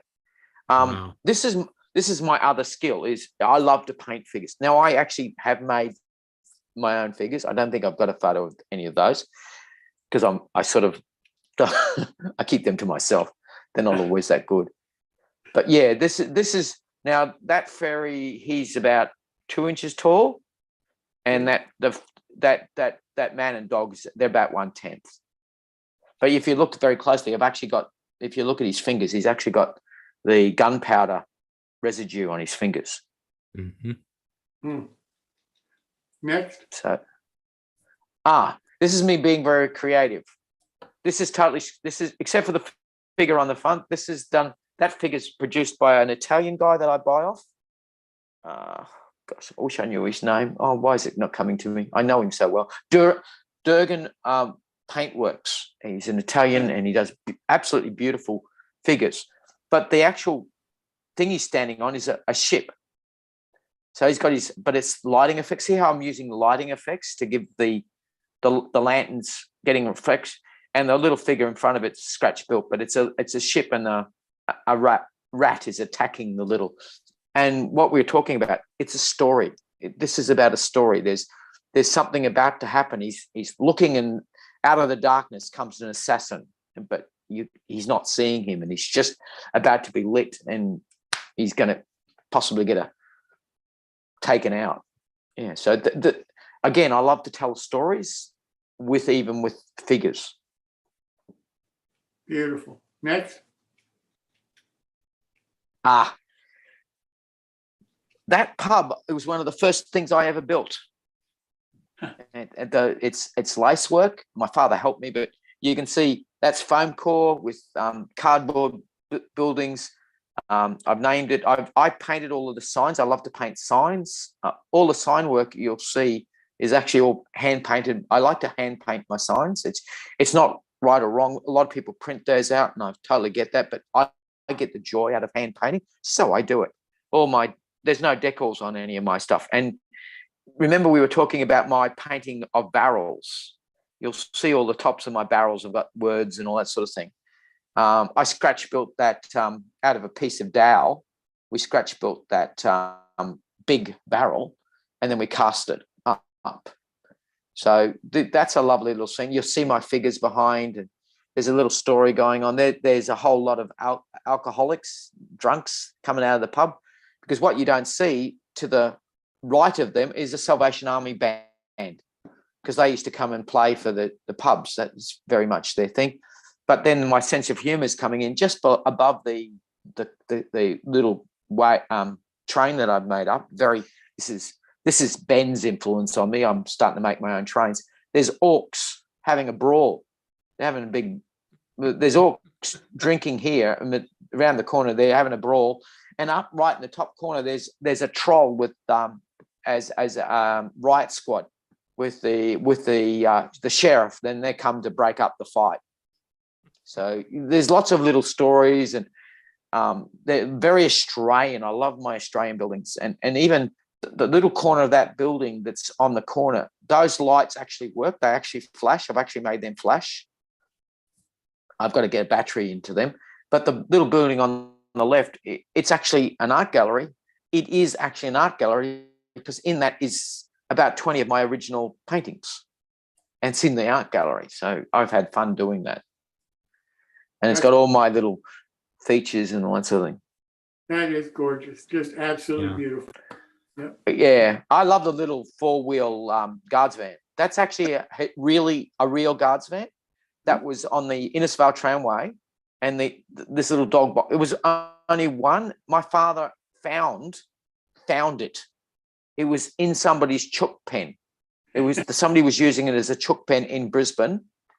Unfortunately, it had rotted, and there wasn't anything they could save. Somebody saved the actual builder's plate from it, and he's got that. The other guy that found it, he's got the builder's plate from it. One of the things that you told me not too long ago was how you determine the size of the letters that you can use for a sign. That an M has more spaces and so forth than another letter and so forth, and that allows. I learned that off a sign writer. Sign writing has lots of things. You paint it to make it look right, but yeah, letters are A, R's, S's, O's. They're all about the same size, but I's are half the size, and W's and M's are twice the size. Yep. So so you have to space them, and also when you're doing a lettering, you start with where your center letter is. So you count your letters and count your spaces, and then you start from the center and work your way back, forwards and backwards. Yep. To get you setting up. You paint one direction, but you set up when you're drawing your letters. I tend to be lazy and actually I don't even set my letters out. I just paint the letters as I'm seeing them.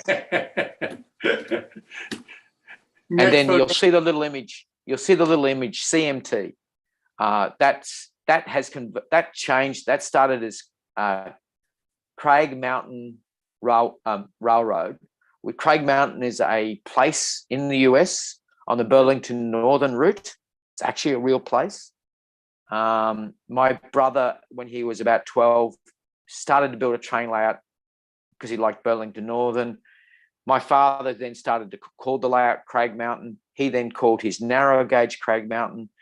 Then we went to ON30. It was Craig Mountain. I said, I want to do something different. So I called mine Craig Mount Railway. Well, it was Railroad. Then I went to Railway because Railway is the Australian. Then I found out, and I painted everything as CMR. Then I found, because it used to be CMRR, I had to repaint everything because if it's not owned by the government, it's a tramway. And I'm building I'm building a Shire-run tramway. So I had to repaint, and it's CMT. So that actually tells the story of my whole layout. It became a tramway just because of the signing.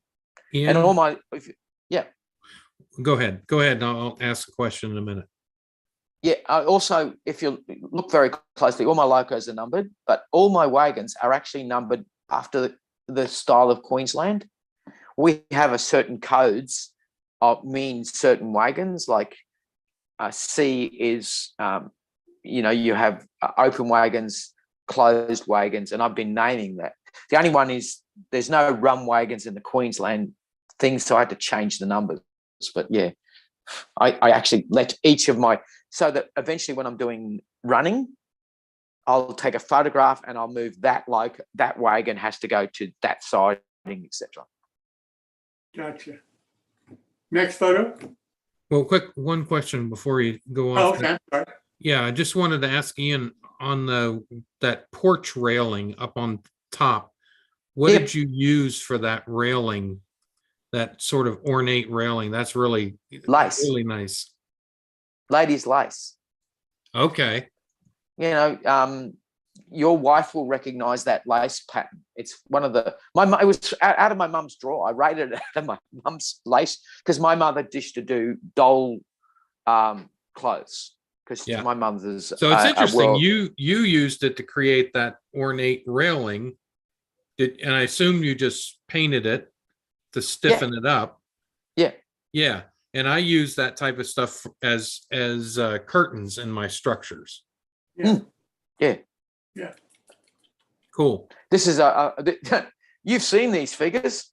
These are Ben's figures. Yeah. What's nice is you see them in what Ben's done, but these are the figures. See, they look so much different. They look softer in color and everything when you see them on his layout. Mm-hmm. You can see the detail on the bags. See how I'm only impressionizing them? They're not real. I can do scenes and I can do that, but then I've put my own image on your bag, and then you might. Whereas these can go everywhere. This is the difference between painting for myself and painting for others. I've got to suggest. Whereas I can name my own coal industry, I can name my own, wheat and that sort of thing. You notice the figure on the right actually has a pipe. This is, we're talking about 3D. That's 3D printing. That's amazing. And the little clipboard's actually, he's got a pencil in his hand. And this is the joy of painting what I get to paint. And the other thing is, I don't know how they did the 3D scan, whether they just stacked those full of nothing. Because you imagine not moving for 15 minutes while you're getting scanned with the bags like that. No, I can't. I don't know how he did it. I think they just stacked them full of plastic. Yeah. To do it. Next photo. There's the mini me. That's the Unbelievable. infamous mini me. That's that's a bit younger mini me because it doesn't have the grey beard. But yeah, and he looks chunky because I'm not that fat. Sorry, I'm not that big.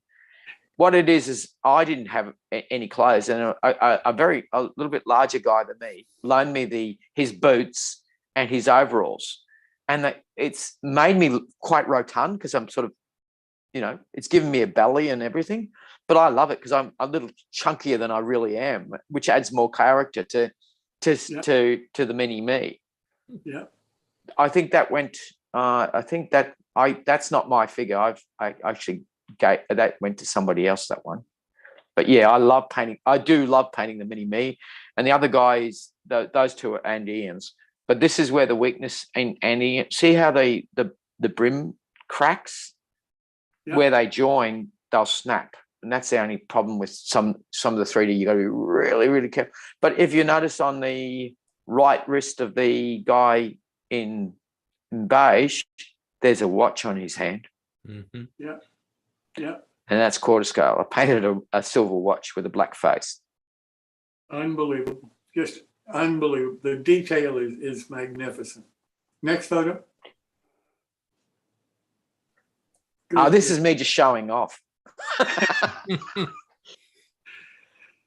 These are actually, believe it or not, these are actually off when you go onto Model U, if you click on the photo, he's got a 3D color rendering of a lot of his figures because they're scanned, and he's got the color, and I'm using their color to get the high vis because these are more modern. But the plaid on the shirt, you'll see fine lines there, and the gentleman who actually posed for that, I've actually spoken to him because he said, "Oh, that's me." So, but you'll see the radio cords and the radios and that sort of thing. This figure here in the center, I actually use as on my train layout as actually driving the loco because he's got a controller in his hand. Yeah. Yep. So, you can always think beyond just for the train. You can put him in somewhere else. And that's what Ben's been doing really good. And I know, Dan, you saw that as well. It's not just figures to put on the railway. You can use them anywhere. And that's right. I changed them. Okay. And I've met these three guys. I mean, every time when I used to catch rides on actual, locomotives. I've Hmm. met these, I mean, you look at these guys, these are just like any locomotive crew, or That's it. switching crew that you've ever seen, Yeah. Yeah. You're just waiting for them to get out of the pickup truck. That's it. They've got their grips, with them, they're ready. Yeah. I mean, it's just fantastic. It is. Next photo. Again, this is a group of HO figures. What's interesting, these are called the Perway crew. And basically they're a black and white photo that are famous Australian photographers who did a photo book, and I've got the book. And they're standing, we call them fettlers. That's the Australian term for track crew. And he got the guys, the guy on the second from the left, he's actually got a hanky on his head. So he's actually got the four corners of the hankies tied and to keep his head covered. Mm-hmm. And, the figures are absolutely magnificent. The skin tone, the skin and that sort of thing. And you can even see, his Bonds undies, white undies showing above the shorts. And these are HO. That's what's amazing about these. These are just H, because you can see the size of the base, tells you how small they are. Yeah. And this is the fun thing about it, is what you can do with 3D and when you just suggest, because you can't paint the super detail on those because your brushes just can't. I can't see them. I can't see them anymore. I used to. I can't. So I suggest. Next one. That's it. The last one. Okay. I tell you that I'm just amazed. The level of detail, it's just extraordinary. How much research do you do before you even start painting a figure? I use Pinterest. Is one of mine. Also, guys send me photos of what they want, what they look like. That helps. I get black and white photo. I've had quite a lot of guys, especially when I first started, would send me American guys. The big thing that I'm waiting for, and it's not done yet in US, is the Negro cruise, the African American cruise. Sorry if I'm using the wrong term there. At the time, there was a lot of loco drivers that in the 20s and 30s, and there's lots of black and white photos of them. I've been sent them of different crews, and I really like that idea, and I get black and white photos, and I get color photos, and I look at days where the preservation societies have days where people dress up in Victoriana. That's why I like about Alan. This is about the joy about being in the UK. He can go to all these different meets, and he just asks the people whether he can, and they're wearing Victoriana dresses. The girls are these magnificent clothes. And the same is, if you wanted to do 1860s railways, Dan, you could go to one of the American Civil War recreationists, and the girls are all dressed up in the crinolines and all this sort of thing. And you got Wild West, you go to different places where, people are doing gun shows and that sort of thing. And the women and men are dressed in the Wild West. That's where the 3D scanners would be just magnificent. You just stop there for 10 minutes. Whoop, whoop. I'll give you 6 free figures. Bang. That's right. That's what and that's where I see it. We're going to do more of that. And I'd love, I'd like to have some bush rangers on my layout. And imagine if you're modeling the early 1830s or 40s or stuff like. I mean, when the rails were starting to be built, I mean, you would have Irishmen, and you'd have Chinese, and you'd have all kinds of you'd have African Americans. You'd have all these ethnic and racial groups that worked on building the railroads that we love to model. I mean, that hasn't, that diversity in figures and things like that just really hasn't existed. And I'm waiting for that. So one thing, like, well, Well, you know That's it's coming. It's just, Yeah. it's a matter of, when it's going to be here, but you know it's coming. Well, it's like female figures. For about 2 or 3 years, I couldn't get an O-scale female figure in 3D printing. Yeah. And that's what Alan's doing. Is he's got so many female scans of people in period clothing. He's very lucky. He's actually got access to a costumer who does movies and television. So he walks in there. He can get access to that's where the fishermen come from, all those fishing gear. Because if you look at a jumper of a fisherman, each is slightly different from the next. Yep. Because what it was is so the wife could identify their husband if he was drowned. That's right. The cable knit was individual. Yep. To the woman. Little things like that. That's my research. I love that because it's people's stories. And I love reading about that. Yeah, And looking at it kind of struck me that when I got all of those figures and got them on the trolley, or as Ian says, tram. Tram. The thing that was fascinating to me was, this is a model of a trolley that ran in Maine, back in the period. The people that are on that trolley look like they're from Maine. They look like Mainers. Now, that wasn't intentional. It wasn't done. No. Right. But it's just the way they're done, the softness of it, how things are hinted. It's amazing.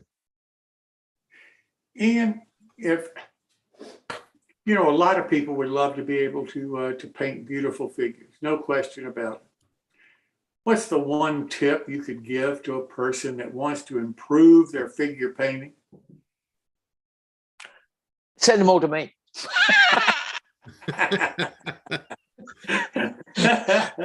$9.59 modeler on Facebook.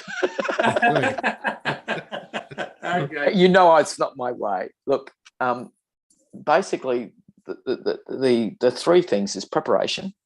Prepare your figure, get it cleaned up, get it undercoated. I use a black undercoat with a zenithal white highlight, which is a 45-degree spray rattle can, just sprayed from a 45-degree above, and that gives you the highlight like you're seeing here. I've got light here and darker there. That helps you fill the colors. That's your prep. The next one is your tools. Now, your tools is your paint and your brush. Spend the money, get a good brush. It is a tool that will keep rewarding you. Now, I can't tell you what brush to use because you've got to be able to. The thing about a brush is, this is technical, but it's really important. You've got to be able to feel it touch the surface. I can't teach that. So you've got to feel that. That's something you've got to learn is you feeling the tip of your brush. Now, the big thing that a lot of people do, and where my techniques change, people put a lot of paint on their figure. I'm very light painting. Don't try to fill your figure. Don't try to paint the whole figure. What you're doing is using your dark and your light undercoat preparation, and you're just adding to the top of that. So you're adding layers. Now, I use both wet wash and dry wash. What wet wash means is I've got more paint on the paintbrush, and I blend it while I'm working. When you're first doing, I say, no, do that one at a time. Dry brush it basically with a little bit more paint on it and let it dry, then come in and do higher and higher layers. Look at clothing, look at photos. Also, like I said to you, Jim, close your eyes a bit, squint, capture the color as and look at somebody 10 meters or 10 feet away. It's a different color than when you're looking at it right in front of yourself. That's the big trick, is desaturating your color. We were talking to you, Ben, about not Ben, Dan. I remove a lot of the color out of bright colors because they're just too strong. Yeah. And when you're looking at a figure at least 20 feet away from you when you're looking at it. That's another trick. And then the basics of painting: start at your flesh, work your to your outer garments. So the last thing I always paint are my plaids and the collars of my plaids. And you'll find that's what I do. Hats is often, so I've got something to hold on to. And the other one is mounting your figure. I use in the 3D printing, they actually come with that little base. I try not to break them off because they're really good little handles. And also they protect it when I send it to people like yourself. Mhm. And the other one is keep going. You're not going to get it right the first time. And the big thing is with 3D printing, you can always put them in Dettol. It's a antiseptic in Australia. You can clean them off. You can clean them, start them again, or spray. You know, even if or start with a cheap figure and spray it, respray it, do it again, redo it. Don't be scared. You know, having a go. It's like me laying track and like me building. I've done some things that I never thought I was going to do. I was doing carpentry. I'm known in my group as a wood butcher. I'm not allowed to do ballast in my group, but I've learned it because I've had to do my own layout because I wanted to, and I don't want it to clog up my wheels. And my mate says, he still tells me I'm a terrible ballaster, but that's okay because I was doing it for my layout. And you know, I have a certain skill level, but I have lots of friends who have other skill levels that I don't have. Now, I either pay them to do that for me, like if it's to do chips or repair a Leica, I pay guys to do that. Yeah, I'm not good at it. I break things. That's just me. But if I want to know about it, I sit beside people. Like if I want scenery, there's like Dan and Alan and all these guys. So I learn off them, and that's what it's all about. So when you come to the States, I'll show you how to ballast. I've actually got a nice little technique for tamping it. And well, then you'll have to come and visit Brisbane, and I've got a guest room, that's where I'm sitting at the moment. And you have to come over with your wife, and I'll take you around Brisbane and show you what real beaches look like. Oh, all right. You know, what the best beaches in the world are like. I live 80 kilometers away from two of the best beaches in the world. Awesome. Ian, who are the people that really helped you the most become the modeler you are today? Okay. There's quite a few. I'm probably going to mention other names. The biggest one is Dad. Dad is without doubt my biggest influence. You even see, I miss the man. I even go down to the train layout and whistle like my father does when I'm wandering around the layout doing things. My dad used to randomly whistle, and I catch myself doing it and going, I'm in a happy place. My train layout is visiting Dad.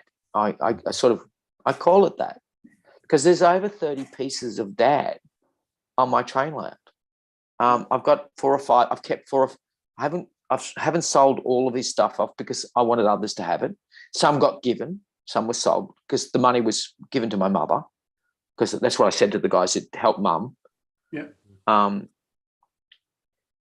Then the classics, the John Allens, here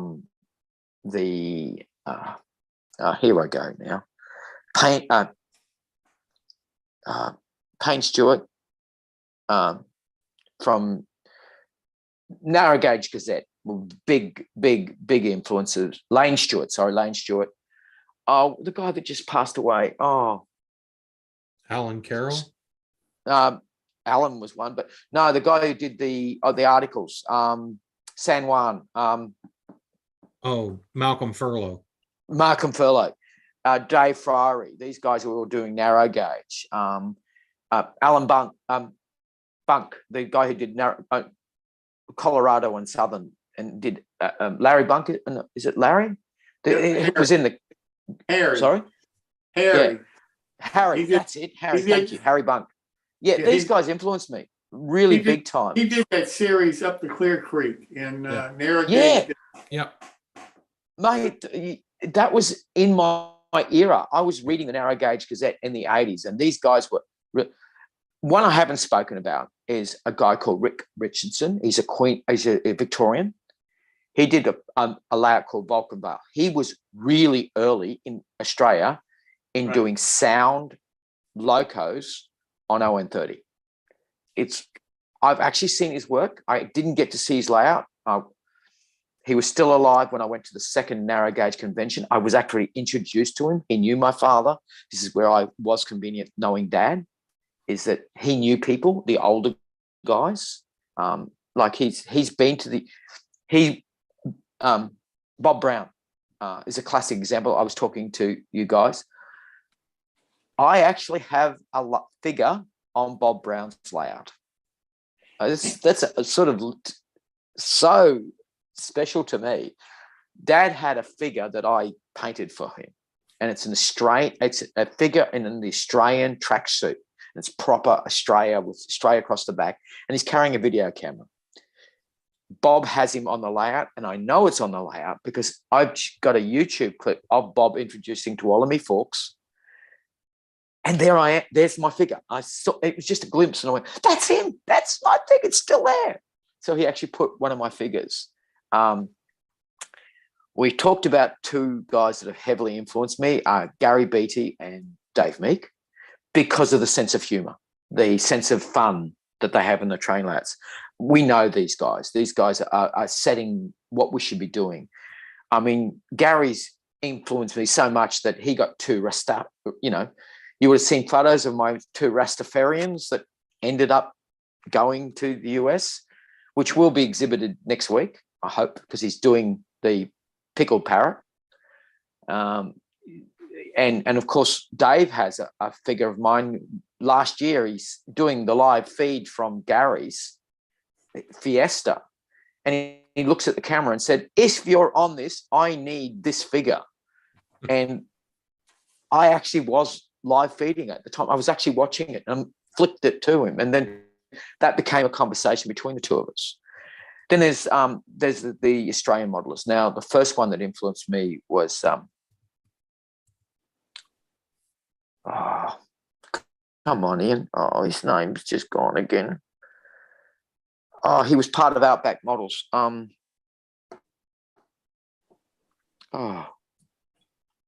know. I've got a photo of one of his works in the photos. There's guys, not Jerry. What's his name? Dylan, can we see some of the photos you should have? I think you have a couple of them. What was his name? This is me showing off, by the way. Yeah. What's the next photo? Where is he? Yeah. Yeah, this is one of the Australians. This is Dan Pickard. Okay. His scenery, his trees.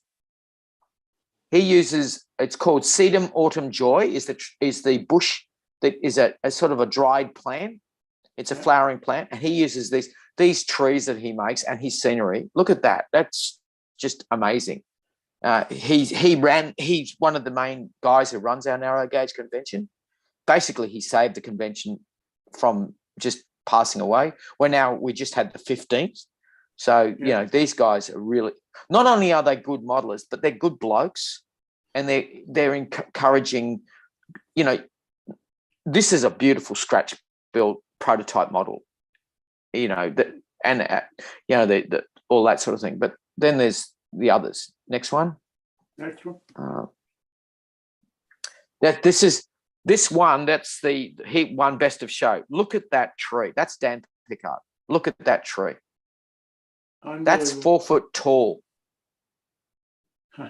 That's actually, he actually put his arms around the tree to get the scale of that tree. It's actually a model. It's called a mountain ash in Victoria, and that is just absolutely spectacular. Next one. Oh, this is the guy's name. Oh, what's his name? Oh, hang on. I've got it. I sent it to Dylan. Excuse us. Laurie Green. Sorry, Laurie. That's Laurie Green's work. Now, Laurie's getting quite old, but when I first went to my first narrow gauge convention in 1996, Laurie had just won best of show at the American Narrow Gauge Convention. And he let me carry that.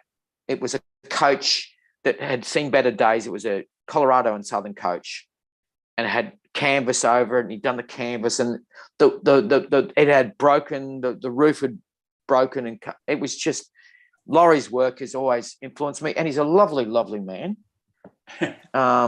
And his work is, and you know, even he's still doing stuff like this, and it's stupid. A friend of his is Grant McAdam, who does very, very nice. I haven't got a photo of Grant, but Grant does beautiful work, and he's a really nice guy. He's Australian. Gavin Hintz is another guy. He's been real influence. He's the guy who does the Narrow Gauge Down Under magazine, and he's the one that encouraged me to do an article. I never thought I was good enough to do an article. I didn't think I had the skills, and I've already produced 2, and I've got another 2 in my thinking for him to produce.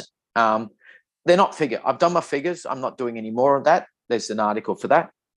But yeah, these are him. There's another guy called Alan Ogden who does English, and his scenery. He's doing Corus Railway, and his scenery is just to die.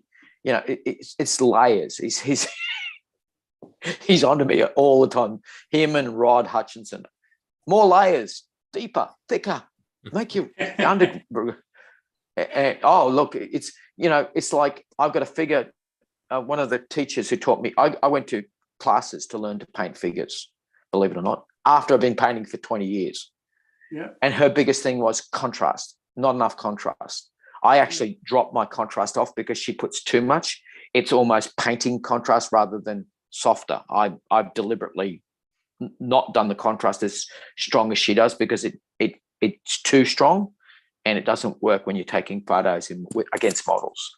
Next photo. This is Gary. Those 2 figures are on Gary Beattie's layout. I'm not really good at sculpting figures, female faces. She is the ugliest senora around. Unfortunately, I made a mantella for her. You know, the little headpiece? Yeah. It got broken on the way through it. But yeah, he is meant to be shorter. He's based on Eli Wallach. Si, senor. I will kill you. I will gut you. Yeah, these are. I don't know how that one. That one snuck in. The other one. That's model. This is my.